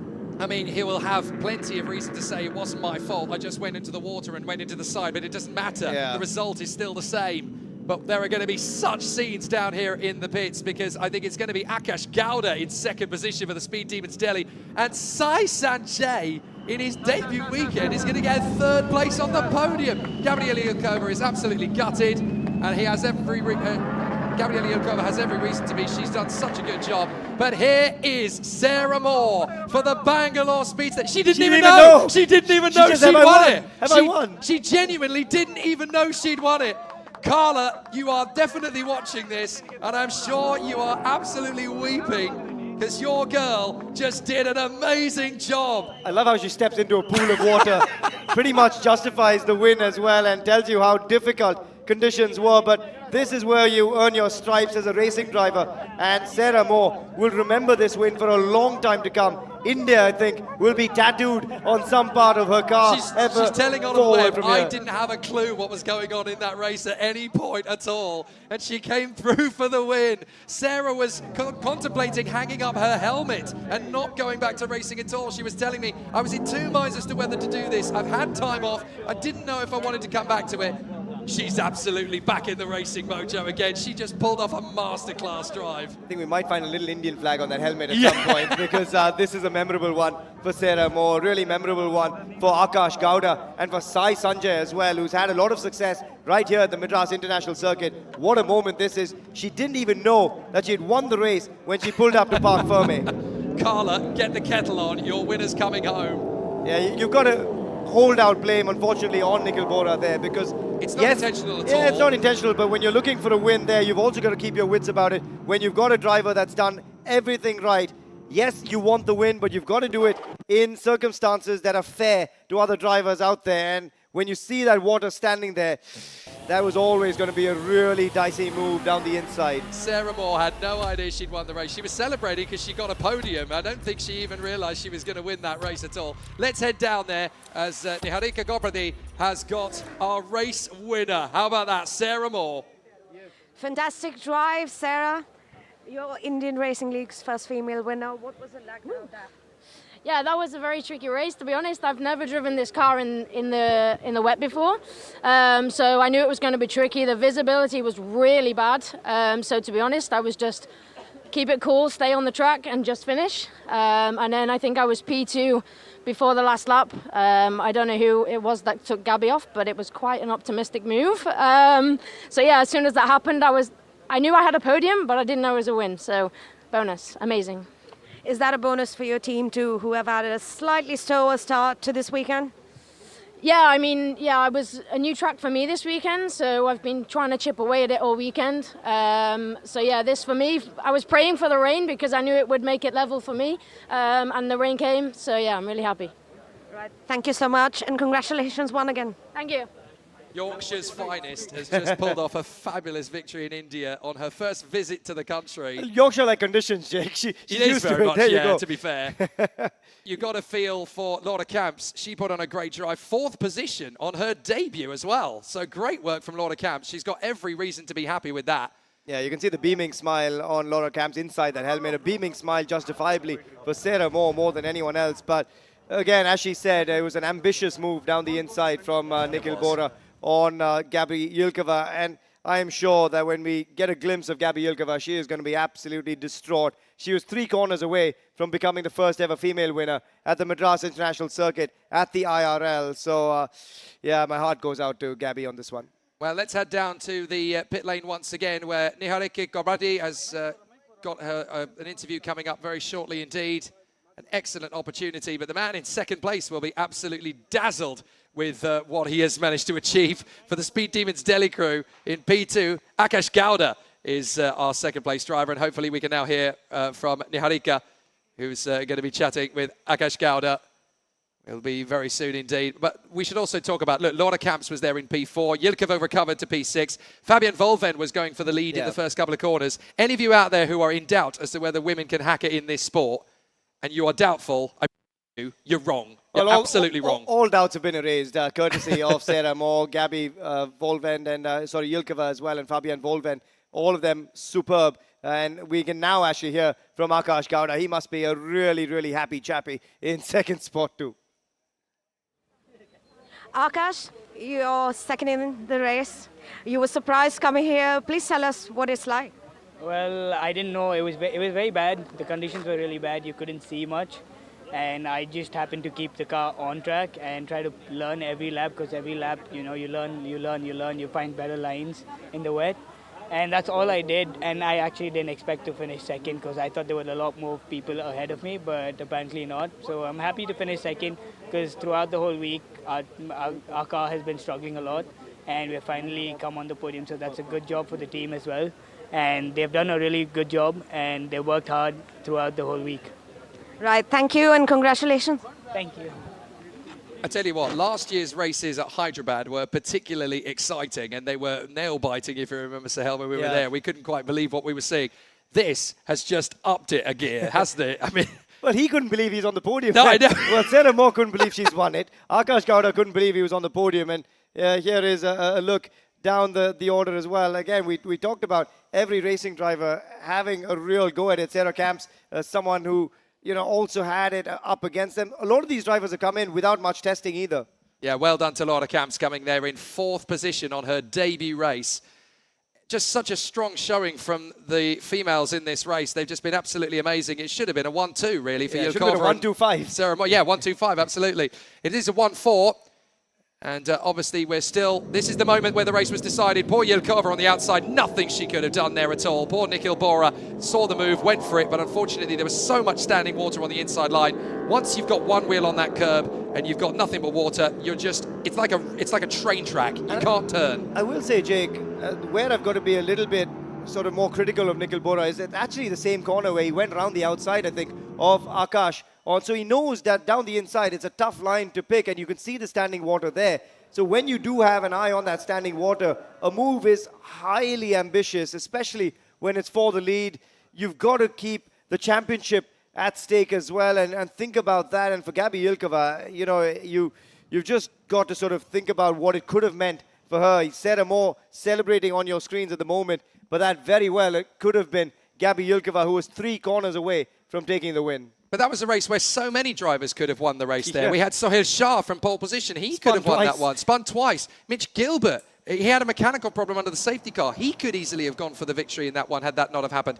Akhil Rabindra, you know, he dropped out of the race on the penultimate lap of the race. He could easily have challenged for the victory had the car continued to go the distance. Fabian Volven on the first corner. She was looking good to try and take the lead there around the outside. With a charge from... And Nikhil Bohra. Anywhere really came through, and actually... If he had just waited a couple of corners, he had so much drive, and he seemed to have so much better grip than anyone else. If he had just waited for the next sequence of corners, the left-hander into the right-hander, he could have had it, and then comfortably maybe taken the win and actually at least given Gabi Yilkova a podium finish. But having said that, they both binned it, and therefore Sarah Moore inherits the win. Laura Camps in P4, a 1-4 for our women here at the Madras International Circuit. Well, Nikhil Bohra will be invoking the Ayrton Senna adage. If you don't go for a gap that exists, you're not a racing driver. Unfortunately, on this occasion, it just didn't work out for him and the Godspeed Kochi team. It's been a very tough day indeed for the Godspeed Kochi team. Yes, they took a win with Ruhan Alva but in the earlier race, but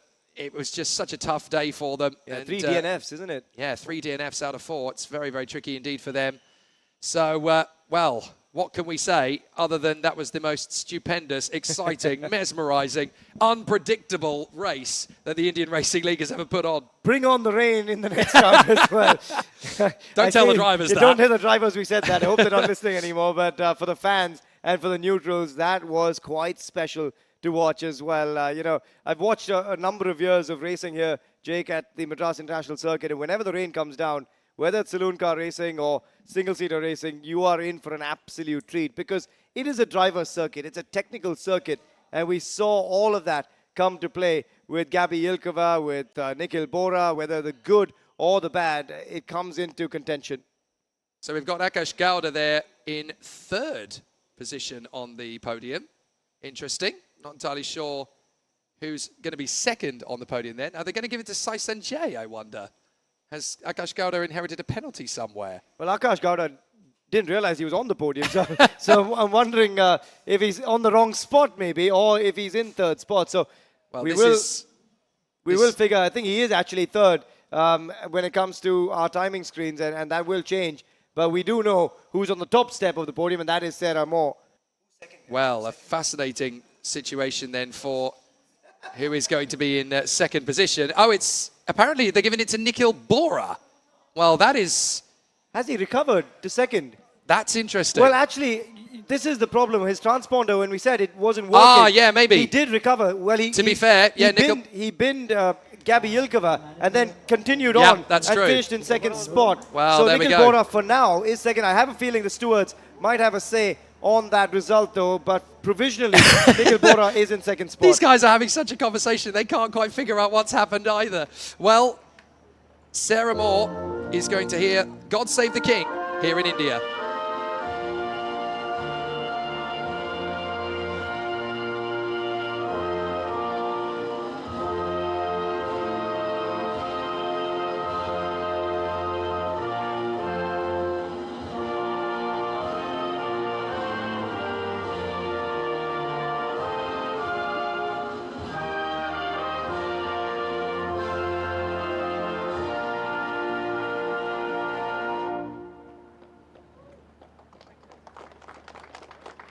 Great Britain's Sarah Moore comes through to win her 1st Indian Racing League race on her debut. Such an amazing moment for her. And all of you ladies watching thinking, this is a man's world. I don't know if I can actually make headway. No, believe. Sarah Moore has had just the same opportunities here as our male counterparts. And she has proven it doesn't matter what gender you are. The car doesn't care. If you can drive, you can win. 3 different nationalities on the podium, and we'll take a short little breather. On the other side, we will have our studio show coming your way as well. What a moment, though, for Sarah. What a moment for Akash Gowda in 3rd spot. Nikhil Bohra in 2nd. You can see that he's not particularly happy because he knows that it could have been a different result for himself, for Gabriela Yilkova, and I think that's the right reaction from Nikhil Bohra as well. That's a mature reaction from him. But Sarah Moore, the first woman to win in the Indian Racing League. A fabulous result for her, and everyone back home in Teesside is going to be absolutely delighted with Sarah's efforts. Carla, put the kettle on. Your hero's coming home with the winner's trophy. An absolutely sensational run, and well done to the Bangalore Speedsters as well. Their 1st win in the Indian Racing League. Historic, Jake, for Sarah Moore, for Indian racing as well, to have a female racing driver on the top step of the podium right here at the iconic Madras International Circuit. What a moment this is for Sarah Moore alongside Nikhil Bohra and Akash Gowda, the 1st ever female winner of the IRL. A fabulous performance, and it's just getting started, of course. We've had our 1st weekend in the Indian Racing League 2023. A fabulous performance. Sarah Moore wins our 2nd race to become the 1st woman to win in the Indian Racing League. We'll come back in a moment with reaction to a fabulous race here at MIC.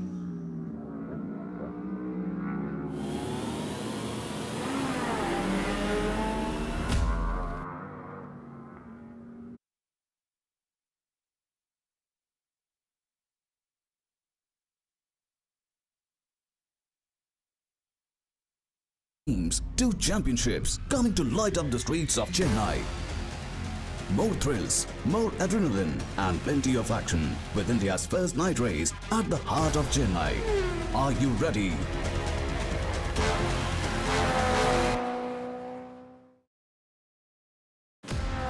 India, it's lights out and away we go. The FIA Formula for India is here. Along with the Indian Racing League, 36 drivers, 6 teams, 2 championships coming to light up the streets of Chennai. More thrills, more adrenaline and plenty of action with India's first night race at the heart of Chennai. Are you ready?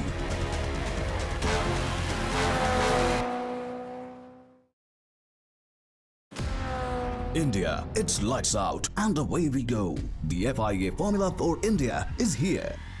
Along with the Indian Racing League, 36 drivers, 6 teams, 2 championships coming to light up the streets of Chennai. More thrills, more adrenaline and plenty of action with India's first night race at the heart of Chennai.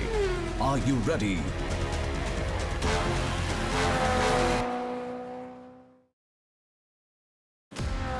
India, it's lights out and away we go. The FIA Formula for India is here. Along with the Indian Racing League, 36 drivers, 6 teams, 2 championships coming to light up the streets of Chennai.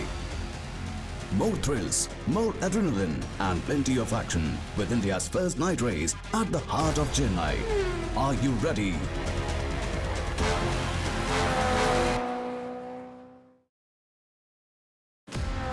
India, it's lights out and away we go. The FIA Formula for India is here. Along with the Indian Racing League, 36 drivers, 6 teams, 2 championships coming to light up the streets of Chennai.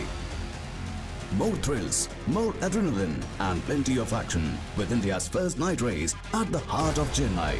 Are you ready?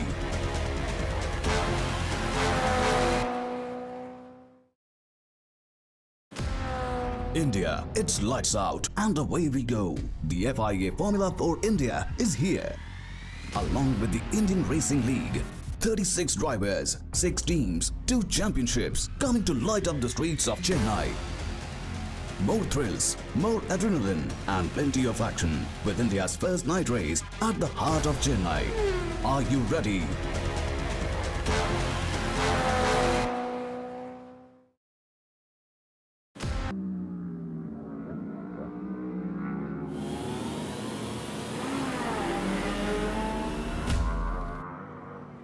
Put a finger on your wrist. Have you calmed down? Is your pulse okay? Great. Okay, now we can begin because in the studio we are all going wild. What a mental Indian Racing League race we have seen right here. Folks, welcome to the studio show right here. My name is Somal Arora, joined by Suhail Chandok. Your heart rate's clearly not down, Suhail. After that one, I think it'll take a couple of us for all of us to relax. It's probably been one of the most enjoyable stints of commentary I've had to do because not only have we seen our first ever female winner of the Indian Racing League, but we've also now got a race that we will remember for a long time to come because in really challenging conditions, this is where you really earn your stripes as a racing driver. For young Nikhil Bohra, he drove the near perfect race and it went from astonishingly good to disastrous, and we'll take a look at this moment here where he dived down the inside of Gabriela Yilkova, and for Yilkova she was 3 corners away from becoming the first female winner of the IRL. Instead he bins her into oblivion, unfortunately, T-bones into the back of her aquaplanes through the water, and as a result Sarah Moore inheriting the win. She becomes the first female winner of the Indian Racing League, and she didn't even know that she had taken the win until someone told her in Parc Fermé right there, and what a moment it was for the young girl from the United Kingdom to come into India to deliver a win like that. But my heart goes out to Gabby Yilkova because she really drove the perfect race, didn't put a foot wrong. Unfortunate that Nikhil Bohra drove into the back of her, but you know, I think she must be absolutely distraught because that is a historic moment at an iconic circuit at a race that a lot of us will remember for a long time. And it was going so well. It would have been Goa Aces, one of the biggest wins that they've ever had. But look at the smiles around the circuit. Every single person, okay, not every single person, maybe barring not Gabby Yilkova. Barring Gabby Yilkova or Nikhil Bohra or Fabian Wolvend or Mitch Gilbert, but everyone else is just so happy because we've seen the first ever female race winner. And look at the highlights, look at the torrential conditions. I mean, visibility, Suhail, it was terrible, genuinely. Yeah. And you know, we were saying it at the start of the race. We knew that Wolvend will be one of the drivers to watch out for. She was the one who made the early inroads, and then she went off all on her own, and from there, when it's so wet, you know you're in trouble, and she was beached from there on. So that was the end of the race for Fabienne Volven. Then in came the charging Mitch Gilbert. Also, we saw the charge from Gabriela Yilkova begin. Akhil Rabindra trying to find the inside line as well. But for me, Yilkova, through the first 2 laps before the second safety car, was the one driver who really stood out from the rest of the pack. That's again another look at Volven going off. But even in these conditions, these challenging conditions, just look at the way Yilkova went about her business. She was superb, dicing and diving down the inside. We saw a couple of safety car turnouts as well, and after that, when we saw the restarts come through, we still saw so much composure from the start of the resumption of the race, and particularly for me, Gabriela Yilkova was outstanding. And even though Sarah Moore inherited the win, to me, the driver of the day should go to Gabby Yilkova. And so many challenging conditions. We saw some drivers really stand out over there. The likes of Sai Sanjay as well, a young Indian driver who's never raced in these conditions but knows the circuit so well. He was genuinely very, very street smart. But for Gabby Yilkova, right, all of her GT racing experience coming in handy. And Nikhil Bohra, the pace was incredible, but one small error in judgment. It's kind of like a Rajamouli movie, isn't it? So it's so many twists and turns, an unlikely hero winning at the end. You know, and sadly on commentary, I was just saying at that point, I said, in motorsport, it is never over until the final corner. Until you see that finish line, until you see the checkered flag, the race is never done. And sadly, I think for Gabby Yilkova, she found out that the hard way with Nikhil Bohra's lunge down the inside. I mean, we knew it was going to be a challenge for Gabby Yilkova to hold on, given that Nikhil Bohra was charging through the pack. But I think just a little bit of patience. He had the right-hander up the crest and into the second right-hander coming into the checkered flag. And there could have been another opportunity for Nikhil Bohra. He saw the water there. He went for it, as any racing driver often does when you see a gap. But I think it was not the best challenge. But Sarah Moore, congratulations goes down to her instead. How can you even top something like this? But folks, we'll be back with more action after a quick break, because we've got the F4 Indian Championship coming up for you.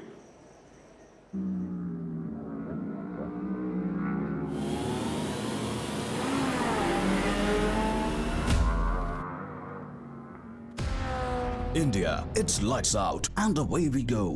The FIA Formula for India is here. Along with the Indian Racing League, 36 drivers, 6 teams, 2 championships coming to light up the streets of Chennai. More thrills, more adrenaline and plenty of action with India's first night race at the heart of Chennai. Are you ready?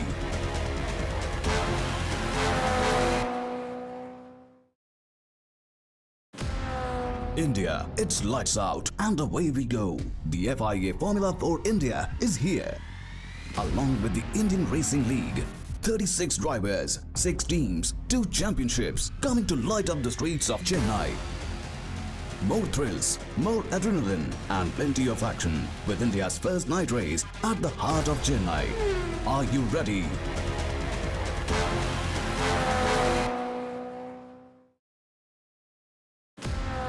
India, it's lights out and away we go. The FIA Formula for India is here.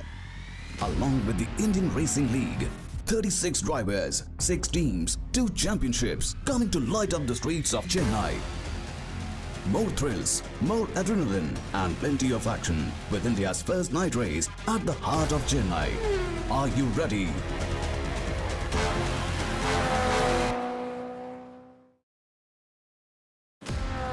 India, it's lights out and away we go. The FIA Formula for India is here.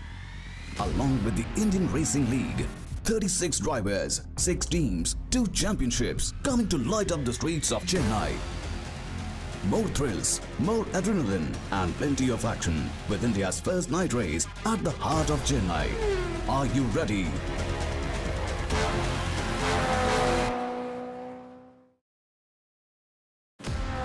India, it's lights out and away we go. The FIA Formula for India is here. Along with the Indian Racing League, 36 drivers, 6 teams, 2 championships coming to light up the streets of Chennai. More thrills, more adrenaline and plenty of action with India's first night race at the heart of Chennai. Are you ready?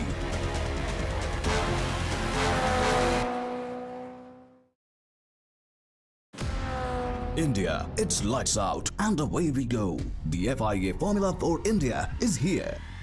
Along with the Indian Racing League, 36 drivers, 6 teams, 2 championships coming to light up the streets of Chennai.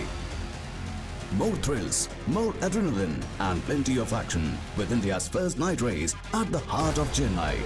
Are you ready?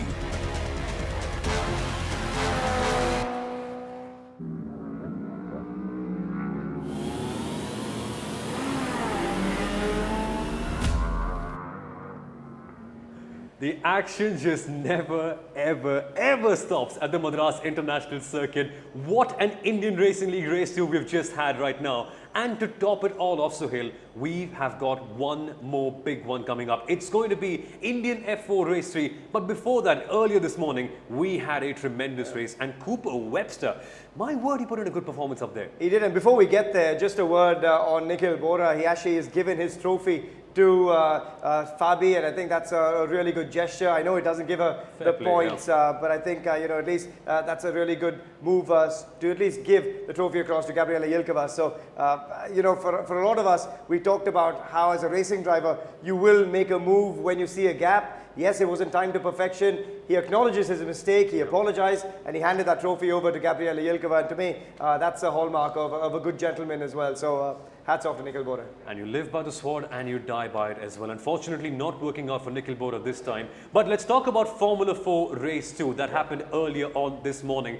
We saw similar overtakes, but Cooper Webster, that guy was like a sponge. There were so many drivers throwing in so much pressure.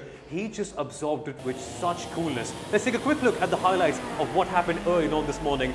This race had the grid set up by reverse grid order, which meant that Nikhil Bohra, Akshay Bohra, force of habit, Akshay Bohra started in P6 with Ruhan Rajiv in P5 and Shahan Ali Mohsin in P4. So your top 3 for race 1, they were in P6, 5 and 4. Yes, the top 6 basically get reversed. Exactly. And when you think of what that does, it meant there was even more pressure on young Akshay Bohra because he has been out and out the quickest man on the grid in the Formula 4. But yet again, we expected him to come fighting through to the sharp end of the field, and we saw that quite quickly as well. But Cooper Webster, for me, he was one of the drivers to watch out for through the entire race. He held his nerve, but Rishabh Jain, again, so much pressure on young guys, 15, 16 years of age.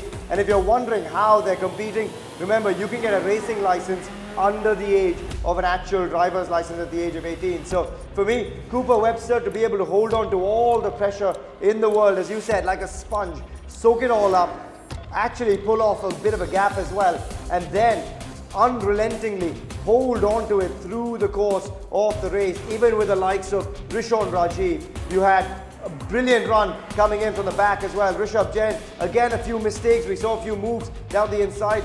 But this is where it all started to change. And there was chaos all the way through. Ruhan Rajiv clipping the back of Rishabh Jain's car. Rishabh was looking so good until that moment when he started to dip back down. And Rishabh's pace was incredible. The stewards, though, not very happy with that move. He was given a 15-second time penalty. We'll talk about where he finished later, but let's focus on what was happening in the background. Because young Alex Sawyer, who's literally going to turn 16 years old in a couple of days' time, was phenomenal. He was able to absorb all the pressure given to him by the older drivers behind him. And yes, he was genuinely up there in a podium place finish, even though it was just his 3rd car race of his life, of his entire life.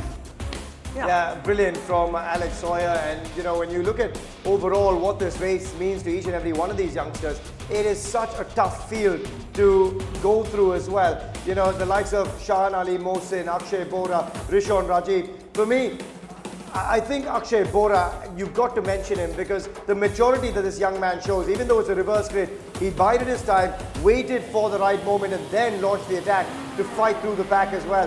Ruhan Rajiv, yes, we knew that was going to be a penalty incoming, but for the likes of Alex Sawyer in this race, he didn't quite have it go his way. He was down towards the bottom of the pack as well. But in the end, a brilliant win for Cooper Webster.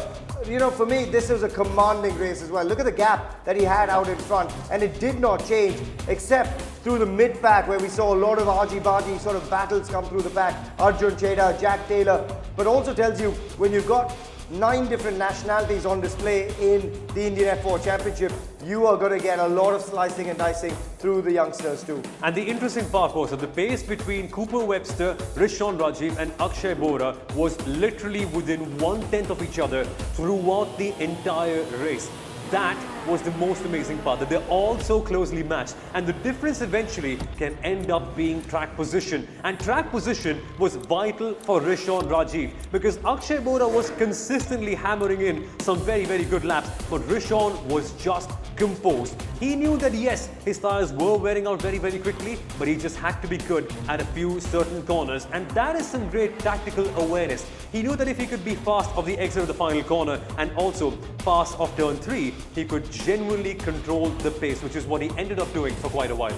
I think what you also have to understand is for these guys, in this piece of machinery, these Formula 4 cars, for a lot of them, it's their first real taste of single-seater racing. A lot of them have gone straight from go-karting into Formula 4. They'll now ply their trade here in India around the streets of the Madras International Circuit and move forward into racing, say, in Europe or the Americas or other parts of Asia. So for them, this is valuable track time. This is valuable racecraft as well that they're learning on the go. But for the young Aussie Cooper Webster, for him to hold on to a lead in the way that he did, to really hold it together with such composure at such a young age, tells you the caliber of what we're working with as well. Rishon Rajiv, unfortunately, picking up a penalty for that bold move earlier that dropped him down into 4th, but Akshay Bohra therefore inheriting 2nd spot, and it does his championship challenge no harm whatsoever. Cooper Webster, wonderful effort from the Aussie, and that is a popular podium ceremony as well, because Akshay Bohra, that is the young man for me to watch out for as this campaign wears on. And back-to-back podiums for him as well in the Indian F4 Championship. So good to see lots of results for all these drivers as well. And for Cooper Webster, confidence gained after a bad race 1. But on the other side of a quick break, we're going to see what happens in race number 3. Because for that one, Akshay is in P1 and a couple of really fast drivers are behind him. So let's see what happens after a quick break.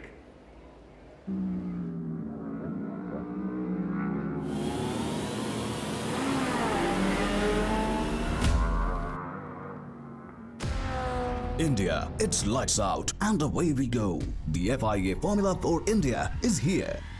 Along with the Indian Racing League, 36 drivers, 6 teams, 2 championships coming to light up the streets of Chennai.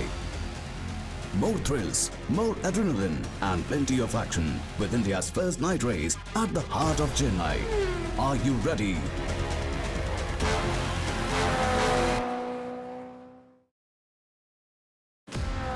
India, it's lights out and away we go. The FIA Formula for India is here. Along with the Indian Racing League, 36 drivers, 6 teams, 2 championships coming to light up the streets of Chennai. More thrills, more adrenaline and plenty of action with India's first night race at the heart of Chennai. Are you ready?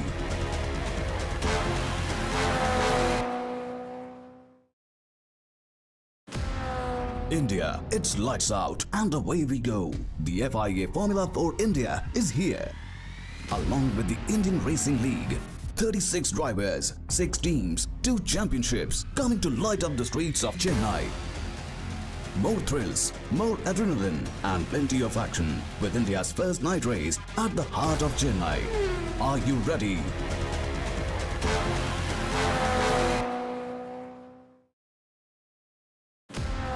India, it's lights out and away we go.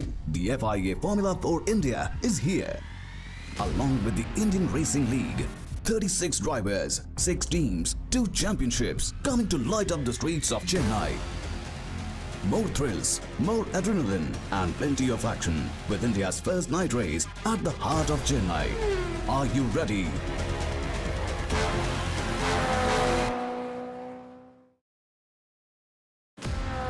India, it's lights out and away we go. The FIA Formula for India is here. Along with the Indian Racing League, 36 drivers, 6 teams, 2 championships coming to light up the streets of Chennai. More thrills, more adrenaline and plenty of action with India's first night race at the heart of Chennai. Are you ready?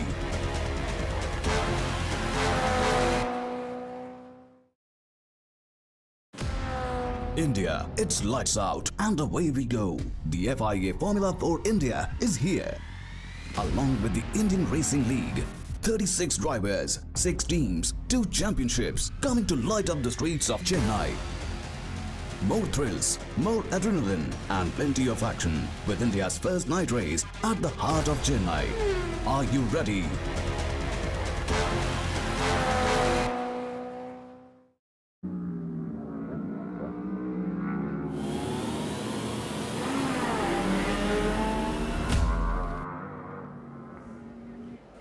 Can you feel your heart rate rising? If it isn't yet, it certainly will when you get to see the action. Guys and girls, it's time for Indian Formula 4, the final race of the weekend. Race 3 coming up live right now.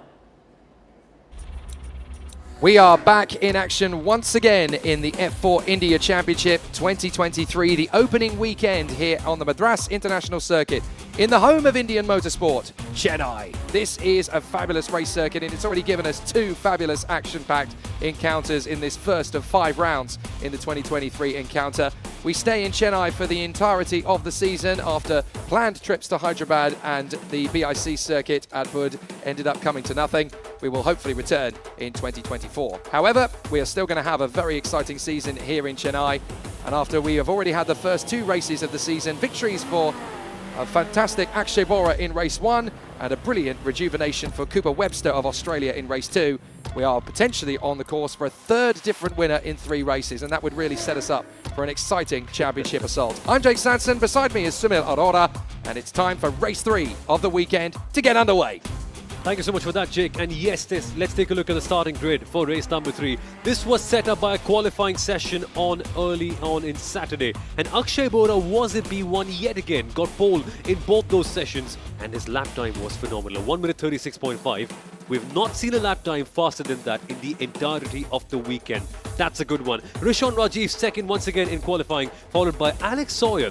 Believe it or not, in his second qualifying session as a car racing driver, he was in P3, out qualifying much more experienced drivers like Shahan Ali Mohsin, Cooper Webster and Rishabh Jain, who make up P4, P5 and P6. But that's just half the grid, Jake, because on the other hand, we've got lots of young drivers getting up the order, and I'm very interested to see what Arjun Sheda and Rohan Madesh do, because both the Indian drivers haven't quite had the best races so far, but there's tons and tons of potential out there for a good result. It'll be a fascinating battle. The drivers are heading out onto the circuit now, ready for the 3rd race of the season. They'll head out onto the circuit and then they will get themselves into a position out on the circuit. We'll have to see whether Salva Marjan is able to make her way onto the circuit. She wasn't present for race 1, certainly, and it's been a real eye-opening mission for her, because obviously coming into this weekend she had done nothing but rental cars coming into this season, so talk about a knife edge in terms of battling away for position. It's going to be really interesting to see what happens as the competitors battle away for glory. We're going to see a really exciting encounter now.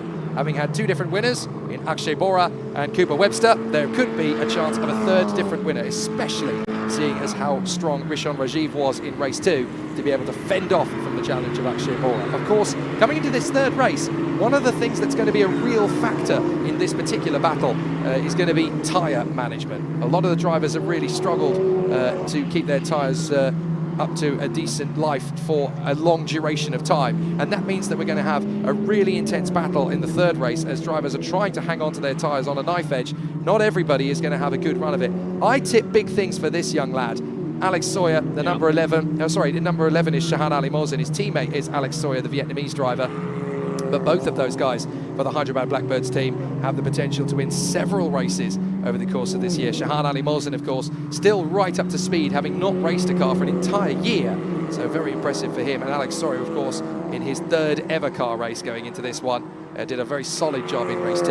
And under the tutelage of Mitch Gilbert, who is here racing in the Indian Racing League, they've been doing a fabulous work. Let's have a look back over a couple of the highlights from this weekend, of course. Yesterday, in the torrential downpour that we had, Akshay Bohra managing to splash his way half a second in front of Ruhan Rajiv as the race finished under safety car conditions, with Shahan Ali Mohsin and Alex Sawyer coming through 3rd and 4th. A great result for Akshay Bohra to win his first F4 race outright. He was inherited a win when he was racing in Italy, but this is his first on-track victory that he took under his own steam. Very deserving indeed for this man, Akshay Bohra.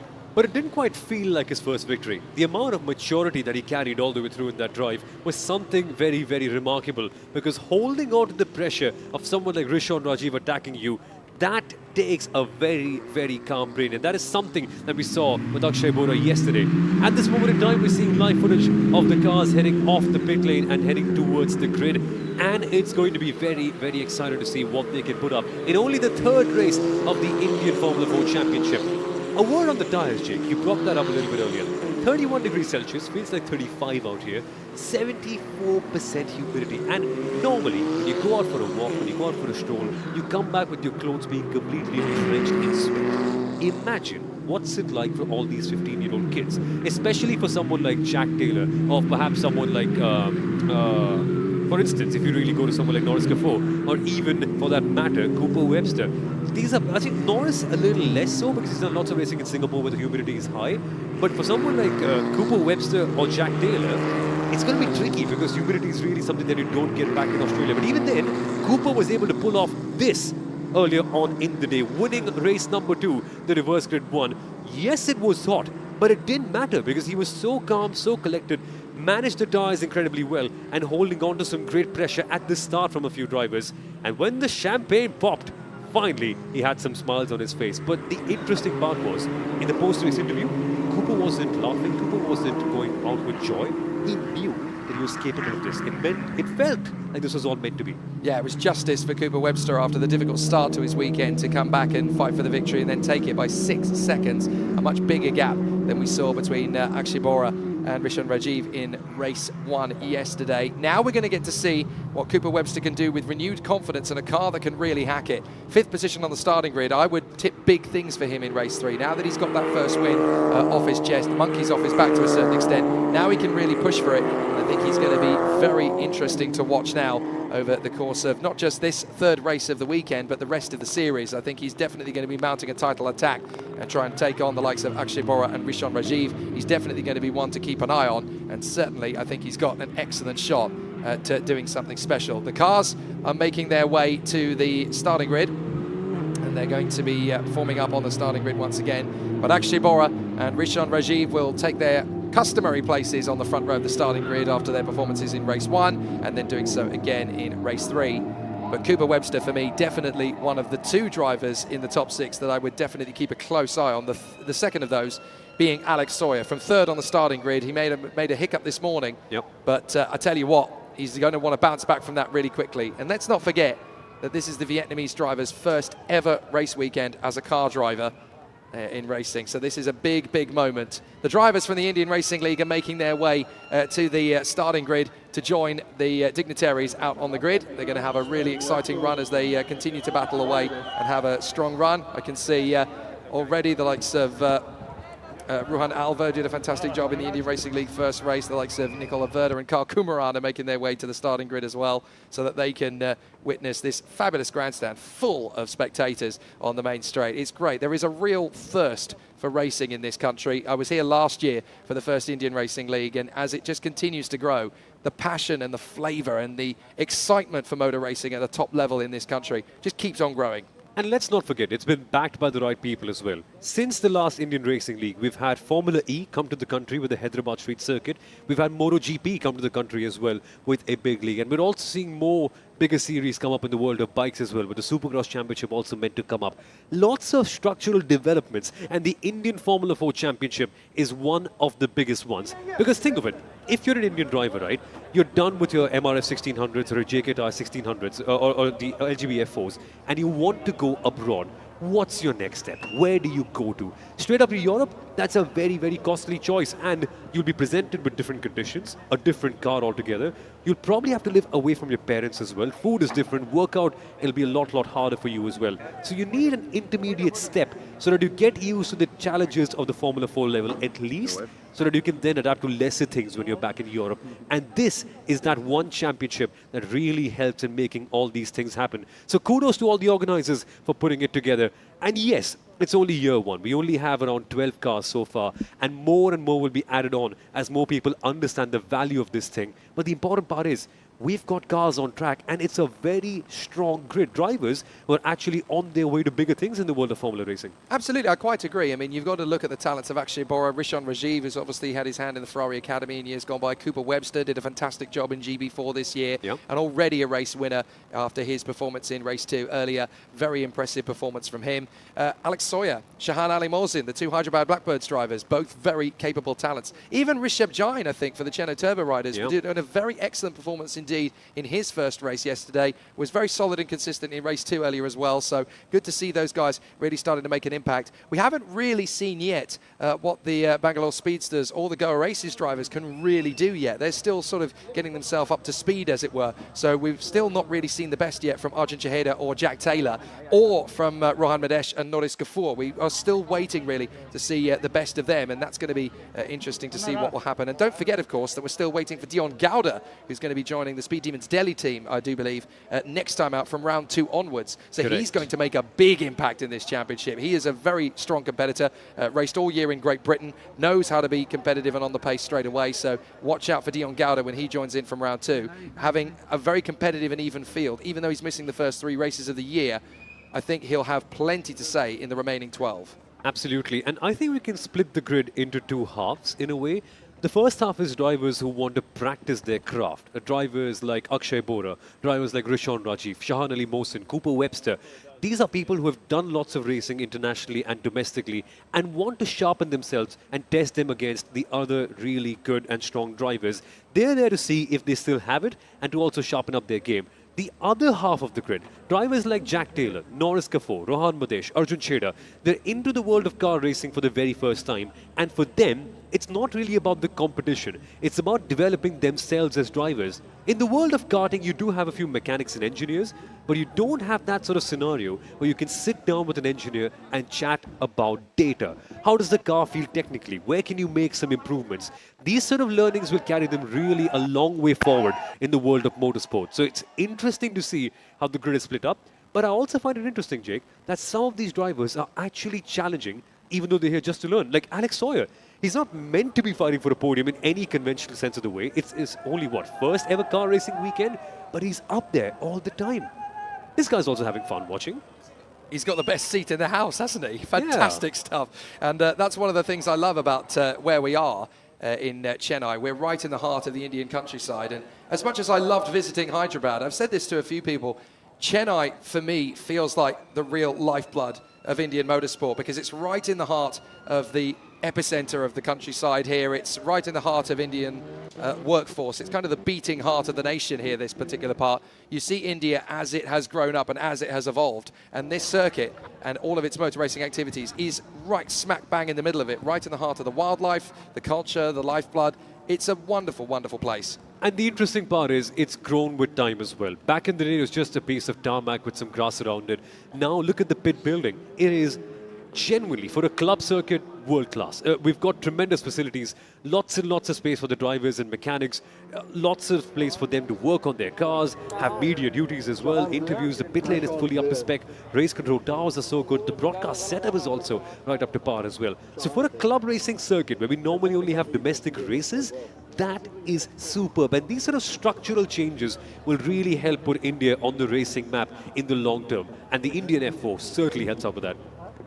Cooper Webster getting himself ready to go for win number 2 if he gets the opportunity. So a fascinating situation for all of the contenders out there.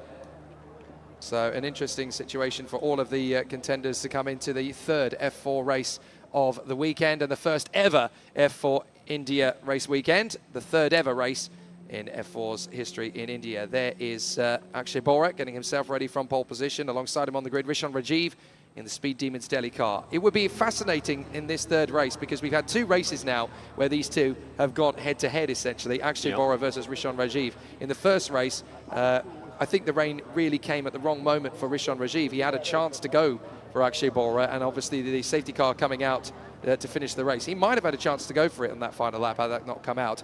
But then in the 2nd race, Rajiv managing to beat Akshay Bohra after a close fight between the 2 of them. So now they have 1 each in their own private battle. who's going to make it 2-1 this time, I wonder. One each on track because Rishon unfortunately getting a penalty for hitting Rishabh Jain, so he gets pushed back down to P4. But the point remains the same, that he's really got one up on Akshay Bohra on the circuit. Yeah. The interesting thing though, and that's one thing that F1 Stats Guru has just pointed out, there have been no passes for the lead so far in this championship.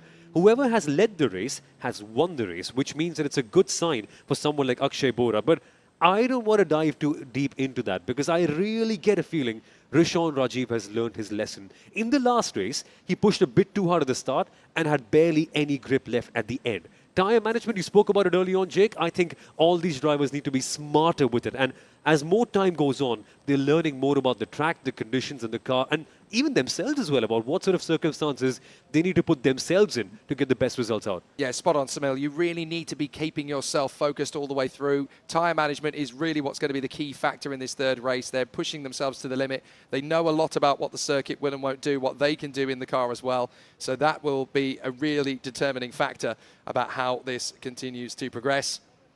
So it'll be fascinating to see how this third race of the weekend plays out.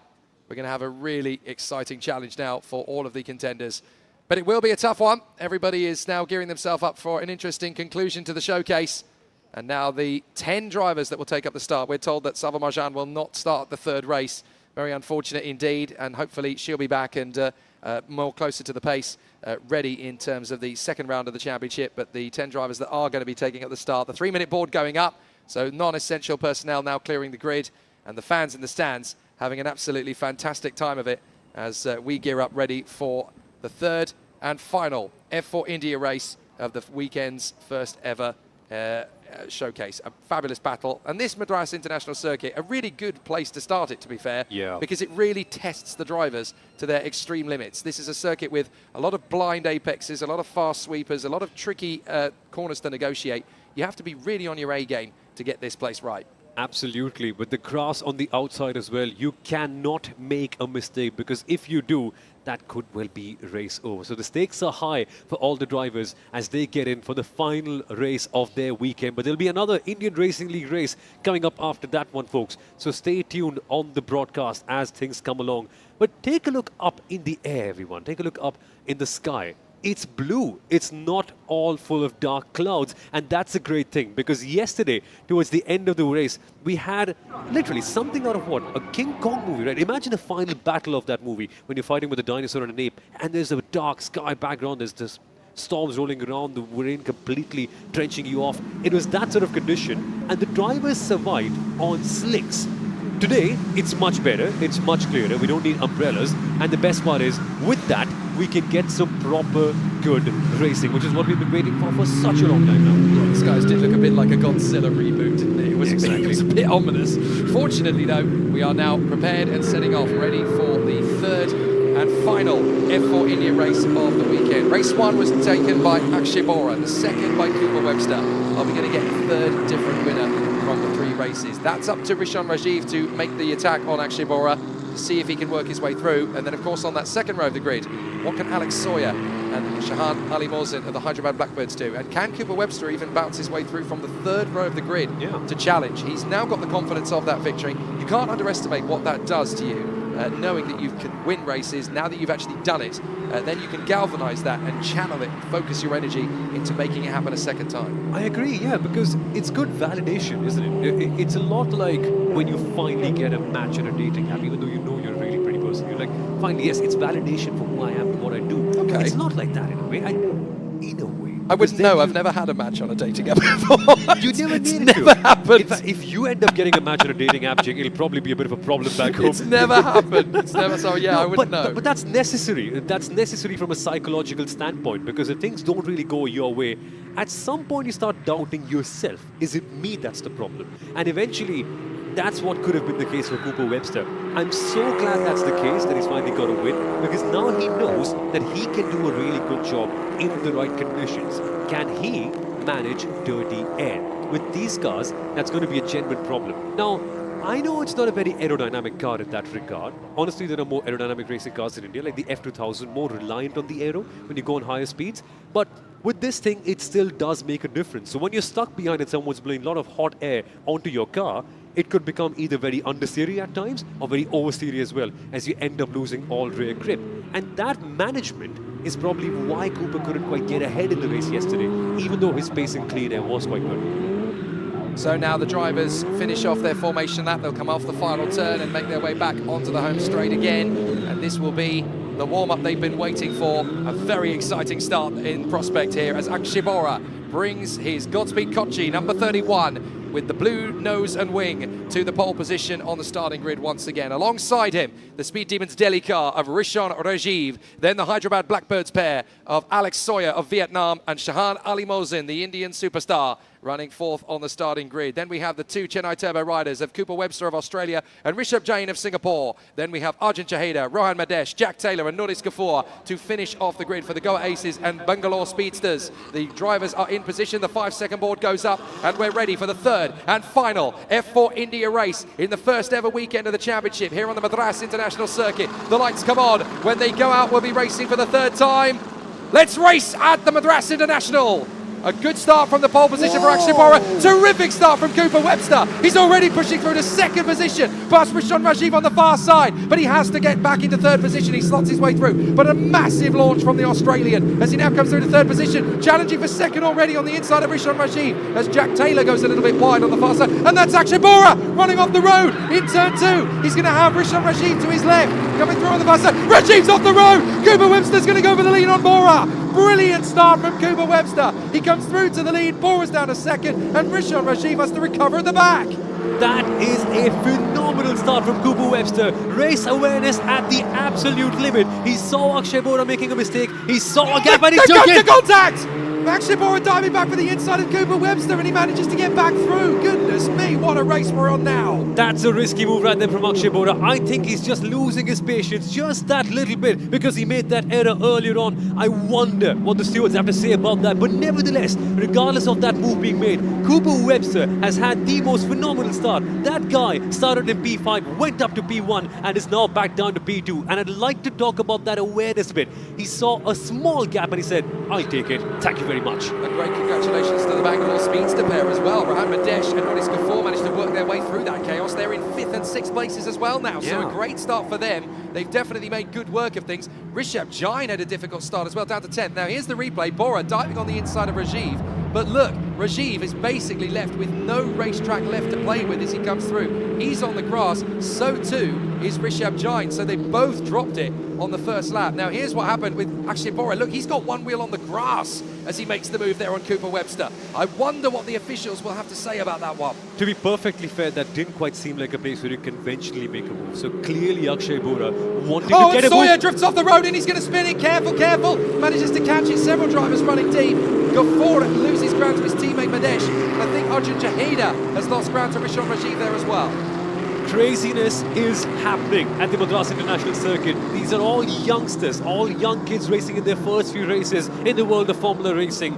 I suppose they've got to take a deep breath and relax. It's a 25-minute race, not a 25-second one. And sometimes, Jake, it normally happens that you follow a car so much when they're up ahead that you end up making the same mistakes that they do because you're so fixated on them. I suppose it was something similar, but they've got to maintain their concentration. It's a long race. But fair play to Alex Sawyer, drifted off the road at turn 2 there and somehow still able to hold it in front of his teammate Shahan Ali Mohsin. That was well composed for the Vietnamese talent, so he holds third position for the time being. They've dropped back a little way from Bohra and Webster, but you know what, that's actually quite sensible. You don't want to get too close to the drivers up front. Now here's a replay again of what happened in the further end of the grid. This is how Gafour and Madesh managed to get away from it. This is Rishabh Jain and, of course, Ruhan Alva from the start of the race. So I wonder what happened with Rishabh Jain. We couldn't quite see what happened to him, how he got pushed off. I don't think he got pushed off. I think he just drifted off the road on his own, actually. Could be. There's a little lack of space around that corner, and I wonder how that eventually ended up happening. But the interesting part is, normally go on the grass, it's race over. These kids are sliding it off so well. It's great composure. Because normally when you go off, you end up losing your concentration. You go, oh my God, I'm off. But these guys are calm. They're able to get the car back on the grid. Yeah, he was able to keep his emotions in check there as into the pits comes Noris Kafour, unfortunately, coming in. So problems there for the Singaporean. I'm afraid Noris Kafour is drifting into the pits. Some kind of issue with his number 28 Bangalore Speedster car. That's very unfortunate indeed for Noris Kafour. Meanwhile, Sawyer and Ali Mozin still doing a good job in third and fourth behind the two leaders, Akshay Bohra and Cooper Webster. Now, Bohra has just set the fastest lap of the race. I'm assuming that psychologically, knowing that he's had that issue with Cooper Webster, he may know that was a little bit messy the way I got that overtaking move. I didn't mean to push Cooper Webster out of the way, but because I gained the position, I might get a penalty for that.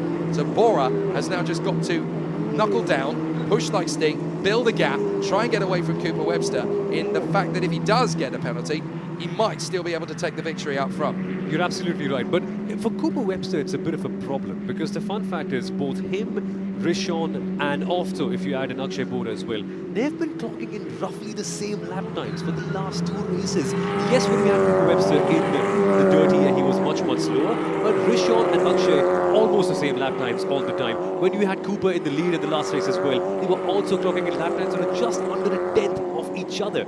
How do you make a move when you're that close to each other? You need some sort of pace differential if you've got to go ahead and make an overtake, which is something that Cooper Webster badly needs to build up. He can either go Godspeed crazy, or he'll have to wait for Akshay Bohra to make a mistake, and both of them seem very unlikely considering the circumstances. Well, Webster's got a bargaining chip here with the officials after the race, because of course he can say, well, I made my overtaking move for the lead without contact, he made his with contact, so what are you going to do about that? Look at that outside line though, you've still got a little damp patch there on the racing line on the far side of that turn one corner, and that's what caught out the drivers on the second lap, coming through there flat on the throttle for the first time, trying to carry the speed through. It's not an easy corner to get right, the drivers have all had to adjust their racing line slightly to cope with it. Gafoor came into the pits and has gone straight back out again, so he's still running in the race. And out in front, Bohra from Webster, then Sawyer and Ali Mozin.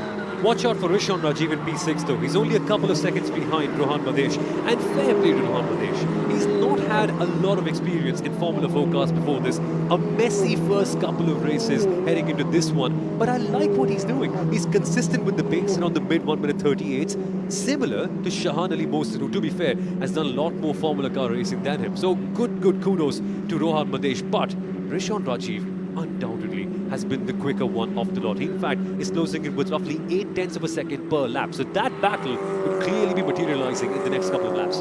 Well, the problem we've got at the moment with that Ruhan Rajiv incident on the first lap is we saw it from the outside of turn 2, but we didn't really see any point of conflagration between him and Akshay Bohra, so we don't know how Ruhan Rajiv actually ended up on the grass. He is there in P6, he's got a bit of time to make up to Ryan Madesh, but he certainly seems to be matching him and certainly getting an opportunity to go a little bit quicker in terms of raw pace. Just looking at the front end of Cooper Webster's car and actually Akshay Bohra's, I think that little bit of contact between the two of them has dislodged their front wings slightly. They're not quite in the same position that they were at the start. They're not falling off the car as such, but the geometry and the angle of where the wings were has changed position slightly, as we saw inside the Speed Demon Delhi garage there, and obviously they're keeping an eye on Alex Sawyer. Mitch Gilbert is coaching the Vietnamese driver, even though that he's driving for the Hyderabad Blackbirds team. But yeah, just looking at the slight position of the wings of both Cooper Webster and Akshay Bohra, it's clear that contact is just slightly a little bit of a difficulty there. So an interesting situation between the two of them, but Cooper Webster running in second place. I would love to actually see what happened on that first lap between Bohra and Rajiv from the front-facing position that we saw when Rajiv ended up off the road. That would be fascinating to see whether there was actual contact or whether Rajiv just drifted off the road himself. I like that you bring up the wing being in the wrong position, because when we saw the first race earlier this morning, race number 2 for Indian Formula 4, Alex Sawyer somehow found his front wing broken, slightly underneath his car.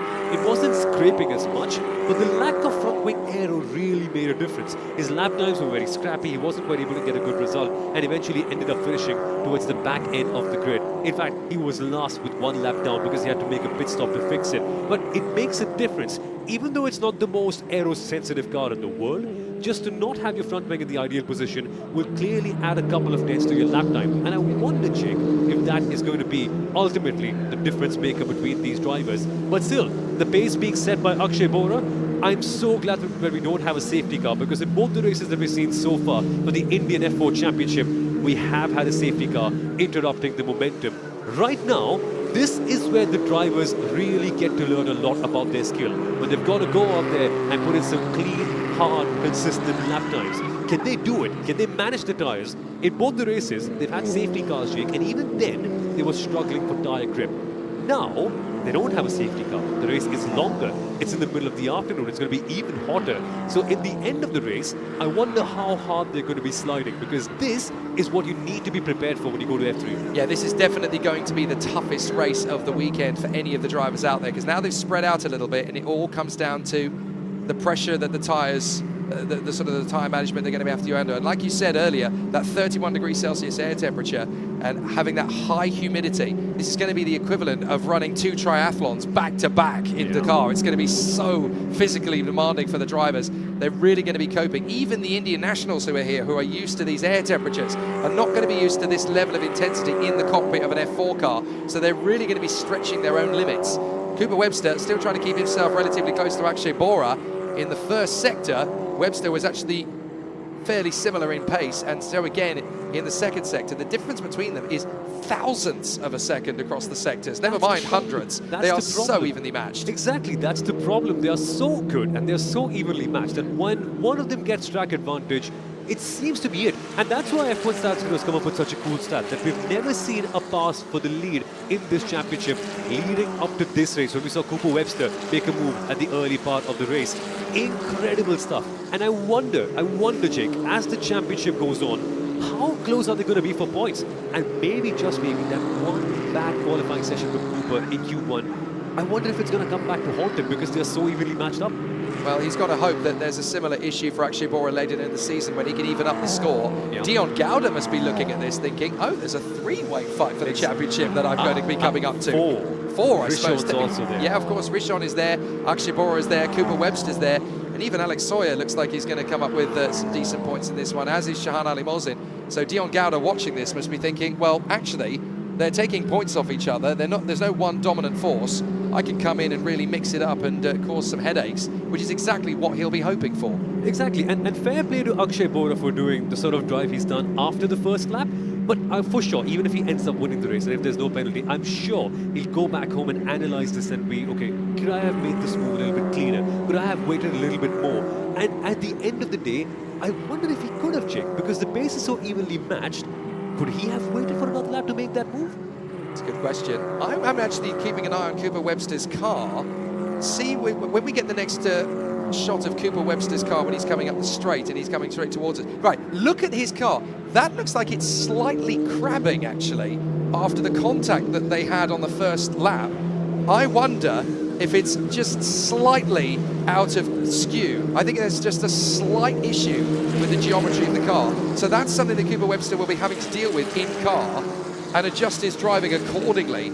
Because if that car is not quite lined up straight as a result of the contact, he's having to adjust his driving, keep the pace, and stay with Akshay Bohra all the way. It wouldn't surprise me at all if Cooper got out of the car later and told us, you know, that car didn't feel right after the contact, because it looks to me as though it's just slightly off kilter. And I suppose that's where all the sim racing experience comes in handy, because when you're doing lots of GT stuff on platforms like iRacing, there are drivers who will hit it. It's clear that will happen. And so you can't quite pause or end the game or restart the race, because you're competing online with real world race drivers. Yeah, you just drive around it. You have to do it. You can't park up the car and say, sorry, I give up. You've got to drive with that broken, misaligned car. And that sort of a learning Cooper Webster would have brought in from the world of esports, can you believe it or not? Now, Rishan Rajiv has worked his way up into 5th position now, so he's got past the drivers that he would have found relatively straightforward to deal with. Now he's really going to find it difficult, because his next target is going to be Shahan Ali Mohsin in the 11, the Hyderabad Blackbirds car, in 4th position. And Shahan is not going to be an easy driver to overtake. He's got a lot of speed, a lot of skill. It's his 3rd ever F4 India race, but he was a race winner last year in the Indian Racing League. So Shahan is not the kind of driver you can mess around with. He's done a fantastic job leading up to this point and looking very strong for it.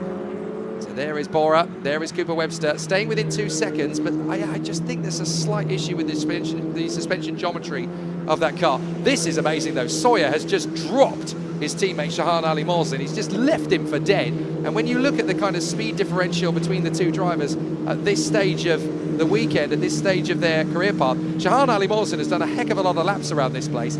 Alex Sawyer is still learning the circuit in his first weekend, and for him to be there in 3rd position, lapping ahead of Shahan, his teammate, with a lot more experience of this place, is incredibly impressive. For Alex Sawyer, that's a kid you've definitely got to keep an eye on in the future. He could be Vietnam's best bet as an international competitor.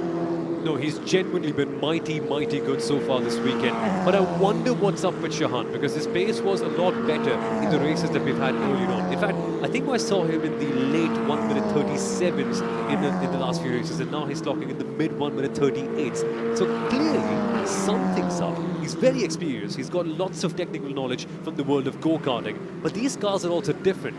Don't count him out because he's a podium sitter in the first race of the season. But I wonder if he's just trying to understand what the heat and what these tires are like and what the conditions generally are. Interesting to see what the developments are like, but full play, I mean, fair play to Alex Sawyer. He's only 15, he's only, what, barely 5'3", 5'4" inches. He's not the tallest in the world, but he is so physically strong that he makes up for all of it. It's incredible to see how he's just one of the most composed drivers on the grid. Like, he'll go for an aggressive move, but then when he knows the time is right, he'll back off and he'll focus on the clean laps. That for a 15-year-old, it's incredible. It's Very impressive. Great stuff. And the mentorship really comes in handy from Mitch Gilbert, doesn't it, Jake? Yeah, it really does. Yeah, Mitch has been helping him out a lot on the mental development and the composure front. Everybody watching closely to see how the drivers are getting on. That's Rishabh Jain's mom, actually. It is indeed. So we're still watching this incredible battle between Akshay Bohra and Cooper Webster play out. Webster has got 2.4 seconds advantage now on Akshay Bohra. I just feel that Cooper's car just doesn't have that same sort of balance that it did after the little love tap. There is Jack Taylor, the Australian driver, trying to close up on Rishabh Jain, who drifted off the road in the early phase, but then so too did Jack Taylor, so both of them are in fairly similar situations. It's so difficult to get used to these cars on this circuit for the first time. So Rishabh Jain and Jack Taylor essentially now in a race with each other. But as they start to develop, as they start to find the car and find themselves a little bit more, their next target for round 2 is just to find a little bit more pace. And they'll have opportunities to do that. They'll have more practice sessions. They'll be able to dial in the car a little bit further. They'll get a little bit closer to the pace. By the time we get to the end of this season, you're going to see a really close mix. Yeah. Probably about 1.5 to 2 seconds, I would guess, looking at the rate of development from the front to the back. And that's something you can really say is a positive in the very first championship race of an F4 season in a new nation for the sport. Absolutely, absolutely. And all these youngsters, I think at the same time, you'll see drivers like Akshay Bohra and Cooper Webster go even faster. But the rate of development, like for someone like Norris Gafoor or Jack Taylor, who currently find themselves last and second last, they'll be so much better because A, they understand the circuit much better. Remember, it's only their first few times at this Madras International Circuit, so that's also a big thing, and these conditions as well.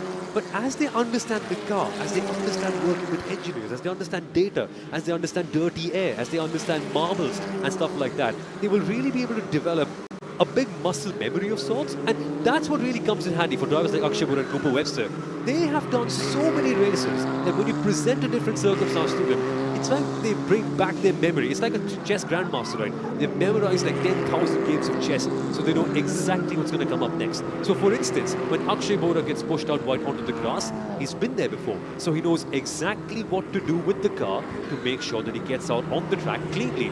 And that sort of racing database will be built up in the minds of drivers like Rishabh Jain, Jack Taylor and Norris Gafoor as the series progresses. So it's good for them to be here, and also good for drivers like Shahan Ali Bohra, Cooper Webster and Akshay Bohra to get winter testing time because they're aiming for bigger things in the future. So far, no messages from race control regarding the first lap incident. I wonder if they'll do the investigation after the race to see if anything is untoward there with Akshay Bohra and Cooper Webster. Everybody watching on still from the pit lane. Done the best they can to advise these youngsters. There is Mitch Gilbert watching his young charge, Alex Sawyer, who is in 3rd position at the moment, 5.2 seconds back from Cooper Webster, but even more impressively, 4 seconds clear of his teammate Shahan Ali who obviously has had a year off from racing. He's been focusing on his education out in Dubai over the main body of the season, but it's great to see him back in the race car again. Yeah, look at you really saw it there, the alignment of Cooper Webster's car. It's almost as if the car is properly crabbing as he comes over the top of the crest there. So I wonder if that's what Cooper Webster is just currently wrestling with a little bit.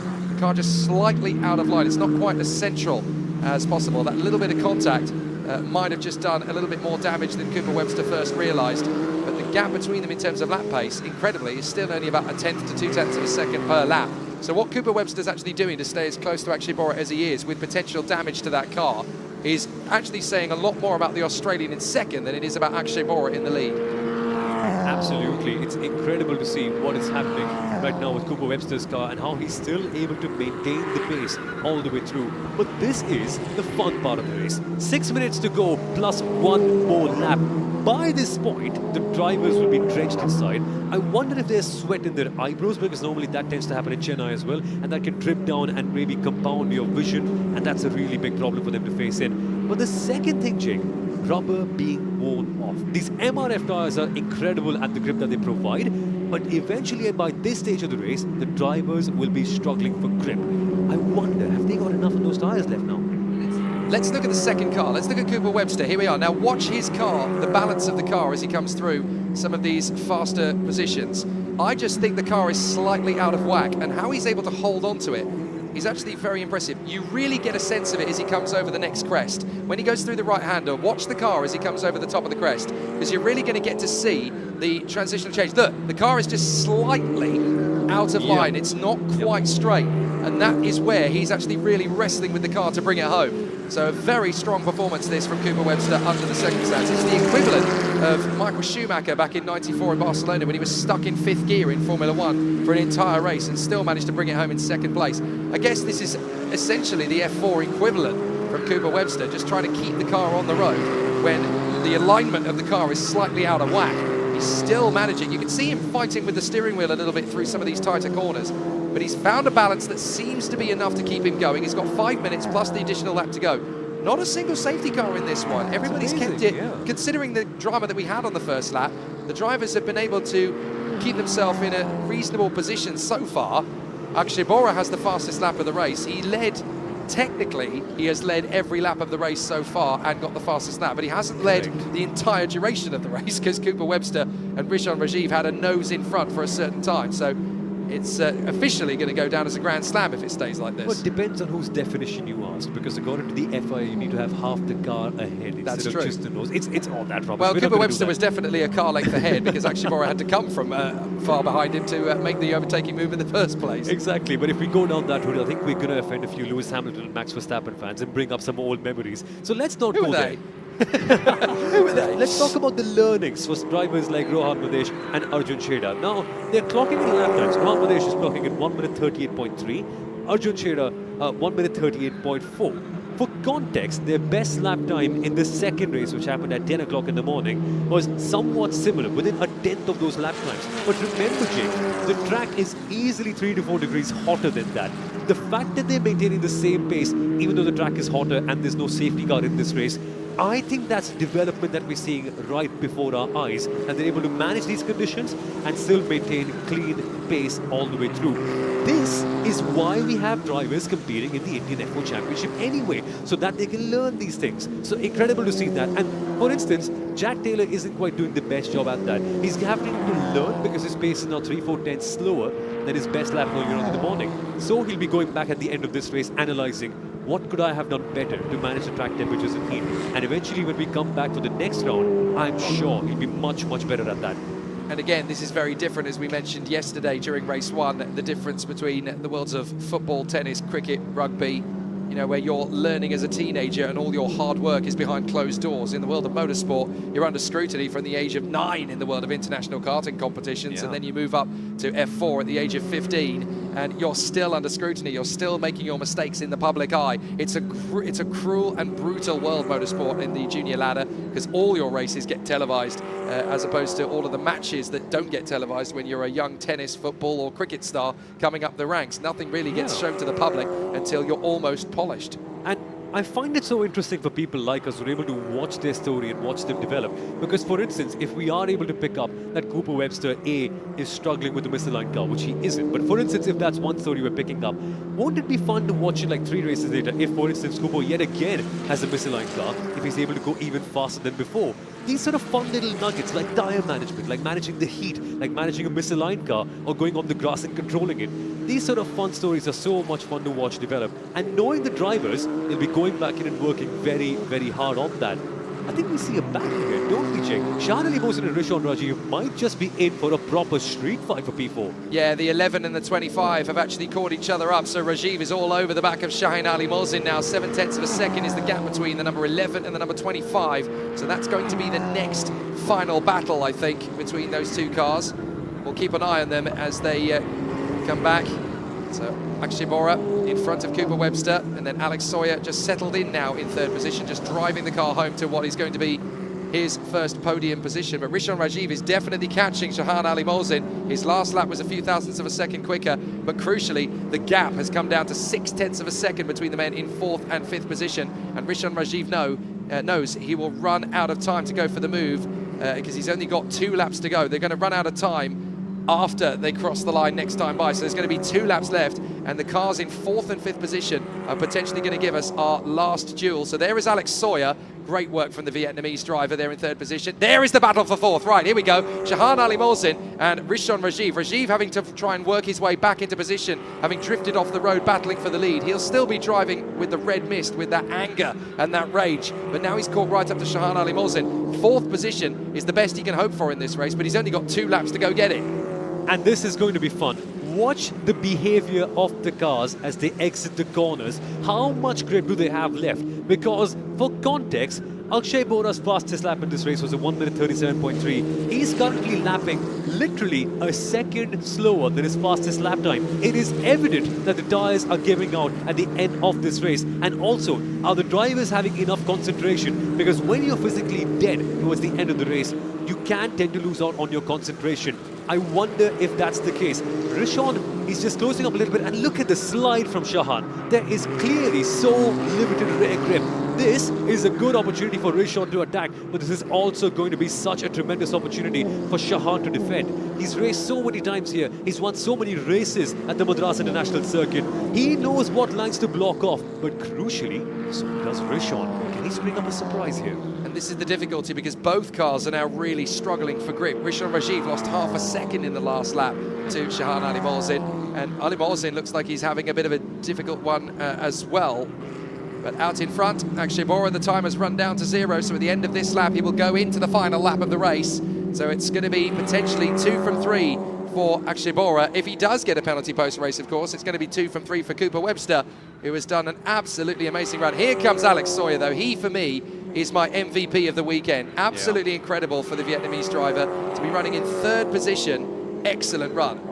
And just look at how blunted his car is in comparison to Shahan or Ruhan, who have been struggling with dirty here because they're in the midst of a lot of battles. He's been so smooth on tyre life, so hasn't smooth, he? yeah, and that helps out. It helps to have lots of clear air in front, but it also needs a very smart driver to manage all of those things as well. So full props to Alex Sawyer for a very, very measured race. But look at the tyre wear on Akshay Bohra's car. Look at the right front of his car when you get a look at it. That's got a really long ribbon running through the top core of the tyre. That shows you just how much wear is going into those tyres. Akshay Bohra pushing very hard in the lead of the race. Look at the lines. He's gone a lot softer. He's not attacking the corners as much, and that's good race awareness. Yeah, you've got to be really, really careful about how the tyres are going to last you all the way through the course of a race. But Akshay Bohra is getting himself ready for a fabulous victory here, and it will be his second of the weekend, his second F4 victory, and that will really put a bit of fire in his belly, ready for the second round of the championship at the end of the month. And then he's going to have it all to do because he'll have a rejuvenated Cooper Webster, he'll have a less race-nervous Alex Sawyer, he's going to have a rejuvenated Shahan Ali Mohsin, and of course, he's going to have a fabulous battle from Gowda when he joins the series at round 2, so that could be really exciting. It's going to be a really exciting run here for Akshay Bohra. He comes into the final sector now. He's got 3.5 seconds over Cooper Webster. Cooper doing his best to hang on just in case Akshay Bohra does get a penalty, in which case he would inherit the victory. It all comes down to what will happen in the steward's office when they talk about that first lap incident. But for the moment, at least, it's going to be a grand slam once again for Akshay Bohra. Pole position, fastest lap, led every lap, and taking the victory. Akshay Bohra wins again here at the Madras International Circuit. Second place for Cooper Webster. And happy birthday early for Alex Sawyer, who turns 16 tomorrow. He'll come through for his first podium at his third attempt. An amazing drive from the young Vietnamese teenager. Excellent. That is how you do it, Alex Sawyer. Nobody in the world can tell that this guy has only had to car races before this one. The amount of composure he's shown and the great tire management that he's done as well in this race is something really to cherish. Incredible performances by him, an incredible one for Ruhan Alva as well. Great progression in terms of the pace that he's shown in this race in tricky conditions. The first race of the season without a safety car, and all the drivers have managed the heat and the tire management so well.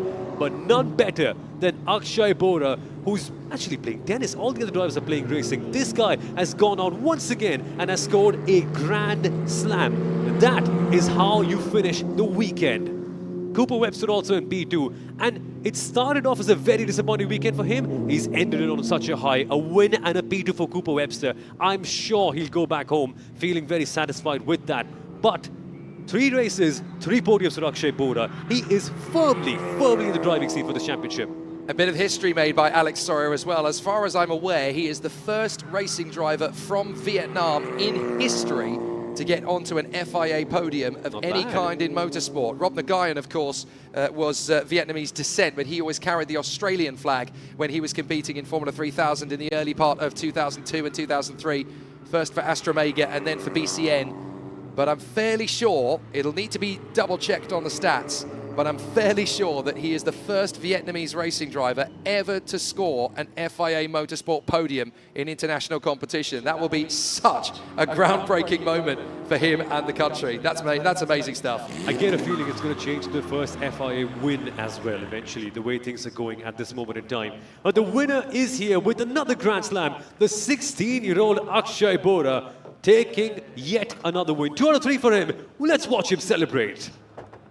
Excellent work from Akshay Bohra. He is congratulated by Jose Uta, as well as Aninda Reddy there. Absolutely fantastic stuff. And the first person to come and congratulate him is Alistair Young, who was watching every single lap of it after his Indian Racing League race earlier. But what a stunning drive from Akshay Bohra. Controlled, under pressure, so difficult to keep that under wraps. And he's taken his 2nd win out of 3. And look at Mitch Gilbert in the background, celebrating with Alex Sawyer, their first podium together as a team. Excellent work for Alex Sawyer, 15 years of age. In 2 days' time, he turns 16. Alistair Young goes over and congratulates him as well. Jose Uta just chilling out there. Nice to see them. Well, Akash is going to be very happy with what he's just witnessed there after the 3 races in F4, isn't he? And 2 great dignitaries from the sport as well, Akhilesh Reddy and Mr. Vicky Chandok, both coming out there to congratulate all the winners. 2 people who really make the motorsport happen out here in India. So incredible to see them with the winners as well. And that's Cooper Webster. I don't think he's sweating, Jake. I don't think he's sweating. Well, look at Akshay Bohra, though, going straight over to Cooper Webster and to Alex Sawyer to congratulate them. Alex Sawyer is going to be a bag of nerves on that podium. He's been waiting for silverware his whole career in motorsport at the top level, and his first F4 India race weekend, and he comes away with a podium. So, excellent result for Akshay Bohra, his 2nd win out of 3, and a fabulous performance from him. He can really celebrate in style. So we'll head down very shortly to the pit lane where Niharika Gorpade is going to be there to chat with our race 3 winner, Akshay Bohra, having done a fantastic job. He chills out and talks about his race in detail with the Malaysian Alistair Young. But there is Akshay Bohra, ready to speak in conversation with Niharika Gorpade. Let's hear from Akshay Bohra. Another fantastic win, Akshay, and you're in the lead of the championship of the first Indian F4. What do you have to say about it? Yeah, I mean, it's been a great weekend so far. You know, we're taking away 2 wins and a P2. I mean, I couldn't ask for more, you know, double pole. It's been a great event so far. You know, I've loved this circuit. I love this car. It's been fun, you know. I can't wait to get back here in a month. You had a bit of a situation at the start. How did you recover from it? Yeah, I think the first few corners I was really struggling under the brakes. I kept locking up, and then I lost the lead, yeah, briefly, and then saw a gap and capitalized. So I think, yeah, it wasn't ideal first lap, but then after, I feel like I got into a rhythm and then start to pull a gap and do my own race. Right, thank you, and congratulations. Almost a perfect score this weekend from Akshay Bohra. 2 wins and a 2nd place. He can be really happy with the start of his championship campaign. Dion Gowda, #challenge accepted. When he joins the championship at round 2, he's got a big deficit to catch up to. But you know what? He'll be up for the challenge. Akshay Bohra takes the win from Cooper Webster and the 15-year-old Vietnamese driver, Alex Sawyer. I'm fairly sure the first Vietnamese driver ever to get onto an FIA podium of any kind. Shahan Ali Mohsin in 4th from Rishan Rajiv, and Rohan Madesh in P6 from Arjun Chaheda, Rishabh Jain, Jack Taylor, and Nordis Kafour after his problems in the opening phases of the race. But all 10 drivers were able to come home to take the checkered flag, and a fabulous performance from Akshay Bohra. We're going to be down in the pits once again as Niharika Gorpadi has found our man in 2nd position, the Australian talent and race 2 winner, Cooper Webster. A winner and a podium for you. Do you think it was good recovery for you yesterday? And what do you have to say about your race? No, yeah, it was a good race. I got an awesome start. It was kind of perfect, got into the lead. And then, yeah, got driven into the side of around the, I don't know, turn 5, which is a bit unfortunate, but that's racing sometimes. So, yeah, apart from that, the pace was good. Yeah, just a bit unfortunate that the perfect start didn't end up being so perfect after that one. All right, congratulations, then. Thank you very much. Thank you.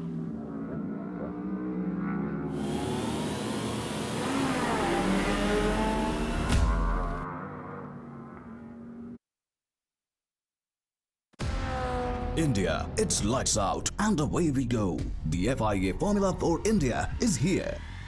Along with the Indian Racing League, 36 drivers, 6 teams, 2 championships coming to light up the streets of Chennai. More thrills, more adrenaline and plenty of action with India's first night race at the heart of Chennai. Are you ready?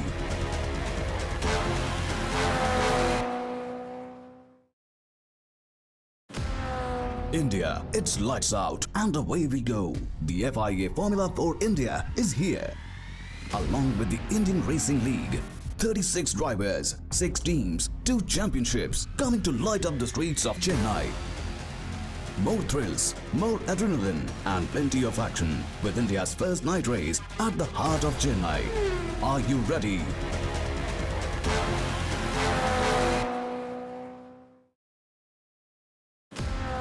India, it's lights out and away we go. The FIA Formula for India is here. Along with the Indian Racing League, 36 drivers, 6 teams, 2 championships coming to light up the streets of Chennai. More thrills, more adrenaline and plenty of action with India's first night race at the heart of Chennai. Are you ready?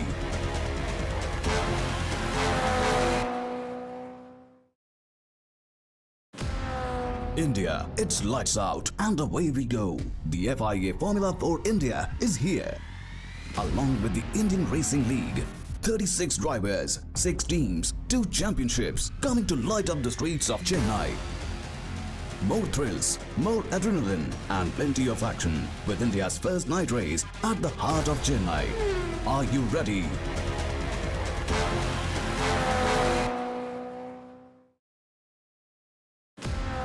India, it's lights out and away we go. The FIA Formula for India is here. Along with the Indian Racing League, 36 drivers, 6 teams, 2 championships coming to light up the streets of Chennai.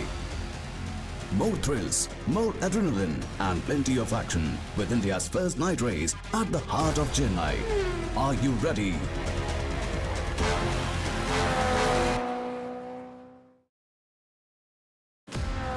India, it's lights out and away we go. The FIA Formula for India is here. Along with the Indian Racing League, 36 drivers, 6 teams, 2 championships coming to light up the streets of Chennai. More thrills, more adrenaline and plenty of action with India's first night race at the heart of Chennai. Are you ready?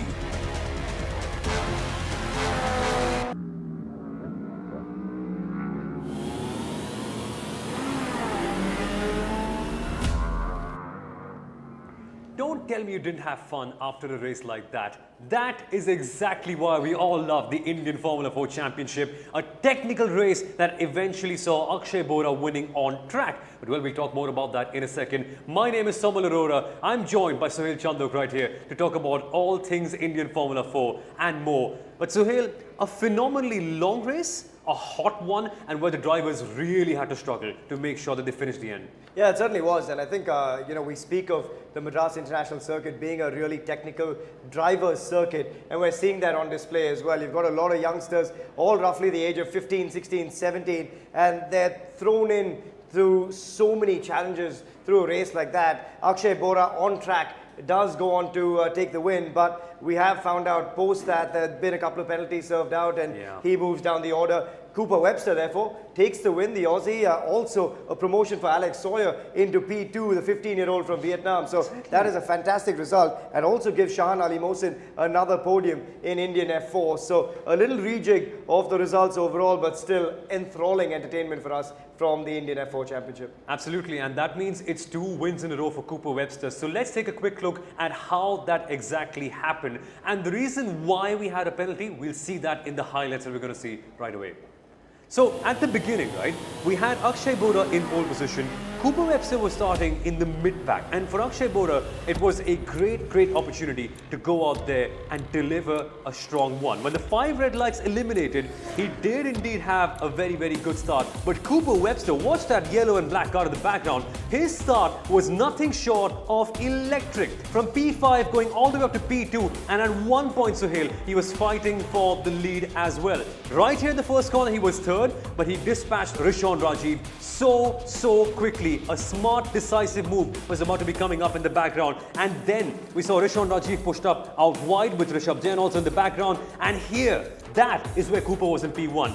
Nikhil Bohra, Akshay, I get it wrong all the time, but Akshay Bohra eventually had the position up ahead, but there were a few more crashes in the background. Yeah, and I think this is where, when it's, had intermittent rain through the weekend, you've got to be so careful about not putting a tyre on the grass, because if you do, you are not going to be forgiven for it. But through the front end of the field, the sharp end of the field, we saw that tussle between Akshay Bohra and also Cooper Webster. There was a little bit too much of that argy-bargy from Akshay Bohra, and therefore the stewards coming down hard. And I think that's fairly justified as well on the young man, just sort of getting ahead of himself at times in that battle with Cooper Webster, but also in the battle with Ruhan Rajiv. So understandably, the penalties handed out to Akshay Bohra at the end of that. But to Cooper Webster, I think he actually inherits the championship lead by my calculation, and that is turning out to be a tremendous first weekend of Indian F4 for the young Aussie. And he does that driving with a misaligned car, because the incident that got Akshay Bohra one of his 2 penalties was one where Akshay, by the way, he's winning on track, but one where Akshay moved on the inside line, made contact with Cooper, and his steering alignment broke. So in the entire race, Cooper Webster was driving the car with a misaligned car, and Akshay Bohra was very happy, celebrating as he was on the screen. Cooper did have a really big smile, but after he got told about the penalty, we did see him with the biggest smile on his face. But incredible to see the pace that Akshay Bohra had on track. And Alex Sawyer, 16 years old in a couple of days, first ever car racing weekend, gets P2 now. Big ups to Shahan Ali Mohsin as well. But before we get to everything else, Cooper Webster, how tricky is it, Suhail, to drive with a car that's literally not going straight? I mean, to go left, you've got to go further left, and to keep the car straight, you've also got to turn left. He won the race with that. It's remarkable. Well, I think especially in the first couple of laps, when you've got a misalignment, it gets really challenging. But I think as the race wore on, he actually got used to it, as you would. As a racing driver, you make adjustments through the race as well. Sometimes when you're dealing with too much oversteer or too much understeer where you can't turn the car into the corner, you deal with these things through a race weekend as well. And I think that's kind of what Cooper Webster had to deal with in a varied form. But a word on Alex Sawyer, because as a 15-year-old turning 16 in a couple of days, that is a fantastic way to start your single-seater career. Going from go-karts into this form of racing, never easy, but to do it in your first weekend, pick up a podium, that'll be a massive confidence booster for the young man. Absolutely, double podium weekend for Shahan Ali Mohsin as well. But folks, we'll be back in a short bit. Stay right here.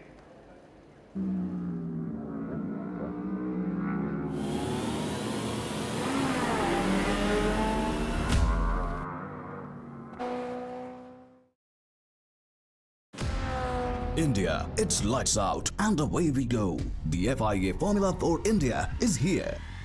Along with the Indian Racing League, 36 drivers, 6 teams, 2 championships coming to light up the streets of Chennai. More thrills, more adrenaline and plenty of action with India's first night race at the heart of Chennai. Are you ready?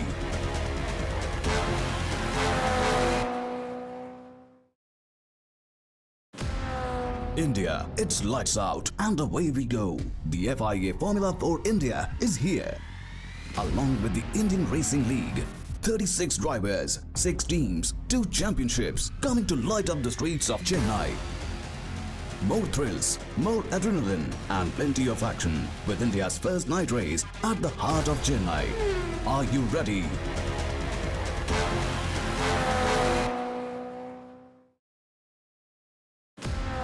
India, it's lights out and away we go. The FIA Formula for India is here. Along with the Indian Racing League, 36 drivers, 6 teams, 2 championships coming to light up the streets of Chennai. More thrills, more adrenaline and plenty of action with India's first night race at the heart of Chennai. Are you ready?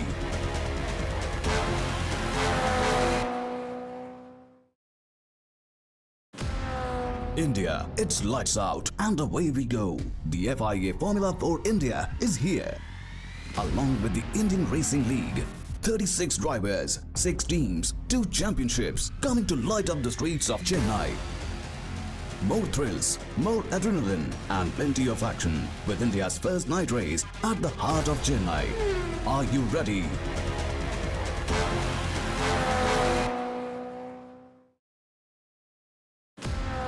India, it's lights out and away we go. The FIA Formula for India is here. Along with the Indian Racing League, 36 drivers, 6 teams, 2 championships coming to light up the streets of Chennai. More thrills, more adrenaline and plenty of action with India's first night race at the heart of Chennai. Are you ready?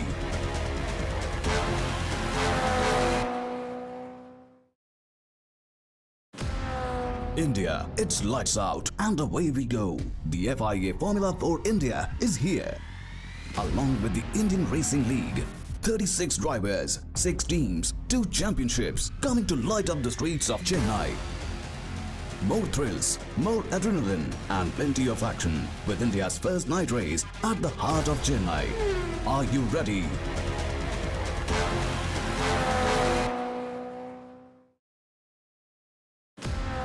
India, it's lights out and away we go. The FIA Formula for India is here. Welcome back, ladies and gentlemen, to the Indian Racing Festival at the Madras International Circuit. It's the end of day's play and the end of weekend's play as well. We have had 5 amazing races, 5 races full of highlights.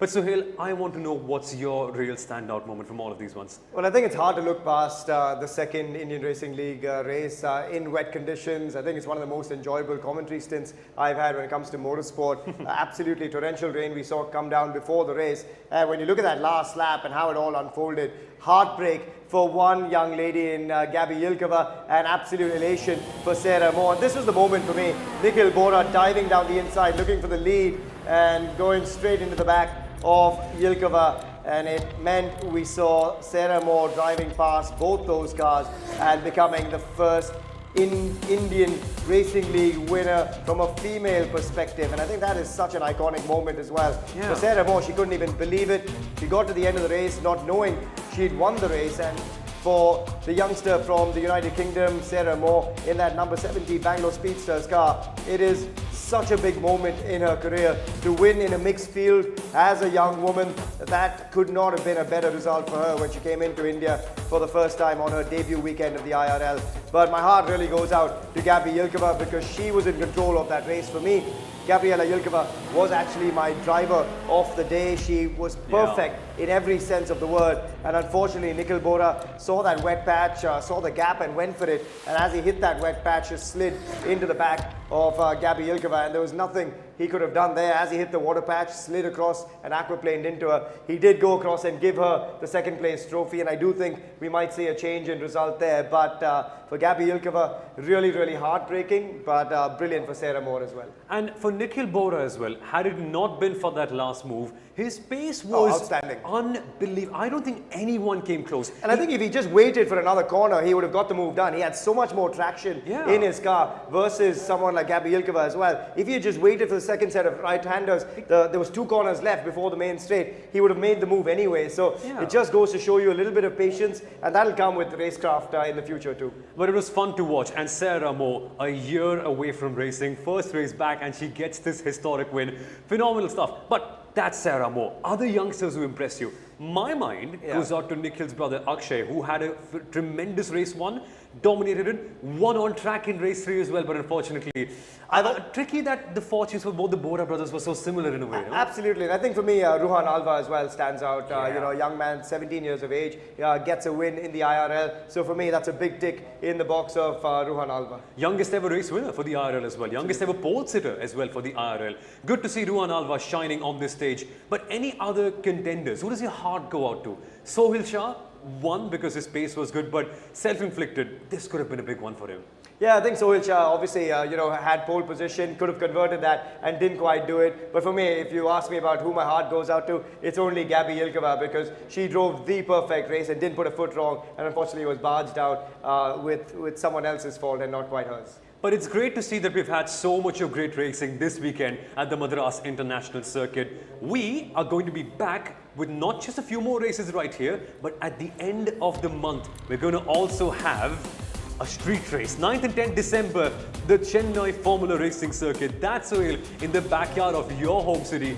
A night race. That honestly is something that I just cannot look forward to enough, because I've never imagined something like that even happening. What do you feel about it? Yeah, it's going to be epic on the 9th and 10th. We'll also have a different layout of the Madras International Circuit when we come back here as well for the next couple of rounds, but also for the Formula 4 racing calendar. This is where it all heats up. You've got an extra round as well. Remember, the 9th, we've got one round, round 4. On the 10th, round 5. So it is a packed calendar when it comes to the F4 Series 2. So many youngsters. This is their platform onto bigger things, onto bigger prospects as well. So for them, all eyes will be on the F4 calendar too. And it's interesting, we've got almost a month-long break until we come back. A lot of these drivers will be working on their fitness, no? Yeah, absolutely. I think just racecraft, fitness, understanding what they could have done better from this weekend as well. A lot of learnings come out from a racing weekend, and I think they'll sit with their engineers, they'll sit with their teammates as well, and understand where they can find that extra 1/10 of a second, that extra 3/10 of a second, and hopefully we'll see all of that come to play on the next weekend of racing. And that's going to be happening a month from now. So folks, stay tuned for that one. Watch for the street race that we're also going to be having at the end of the year. But this has been a tremendous weekend. We've had 5 great races. Cooper Webster in the Indian F4 Championship winning 2 of them. Akshay Bohra getting 1. And in the Indian Racing League, what can I say? We've seen history being made with Ruhan Alva being the youngest ever race winner. And then history being made again as Sarah Moore became the first female race winner. But ladies and gentlemen, thank you so much for watching. Sohail, thank you so much for being a part of this broadcast. And folks, we'll be back in a month right here, same place. See you in a short bit. My name is Somal Arora, signing off from the Indian Racing League.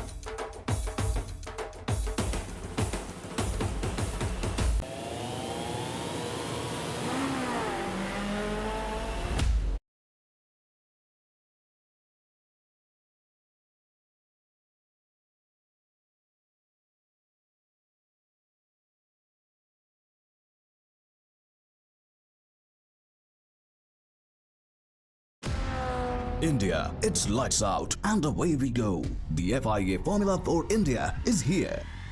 Along with the Indian Racing League, 36 drivers, 6 teams, 2 championships coming to light up the streets of Chennai. More thrills, more adrenaline and plenty of action with India's first night race at the heart of Chennai. Are you ready?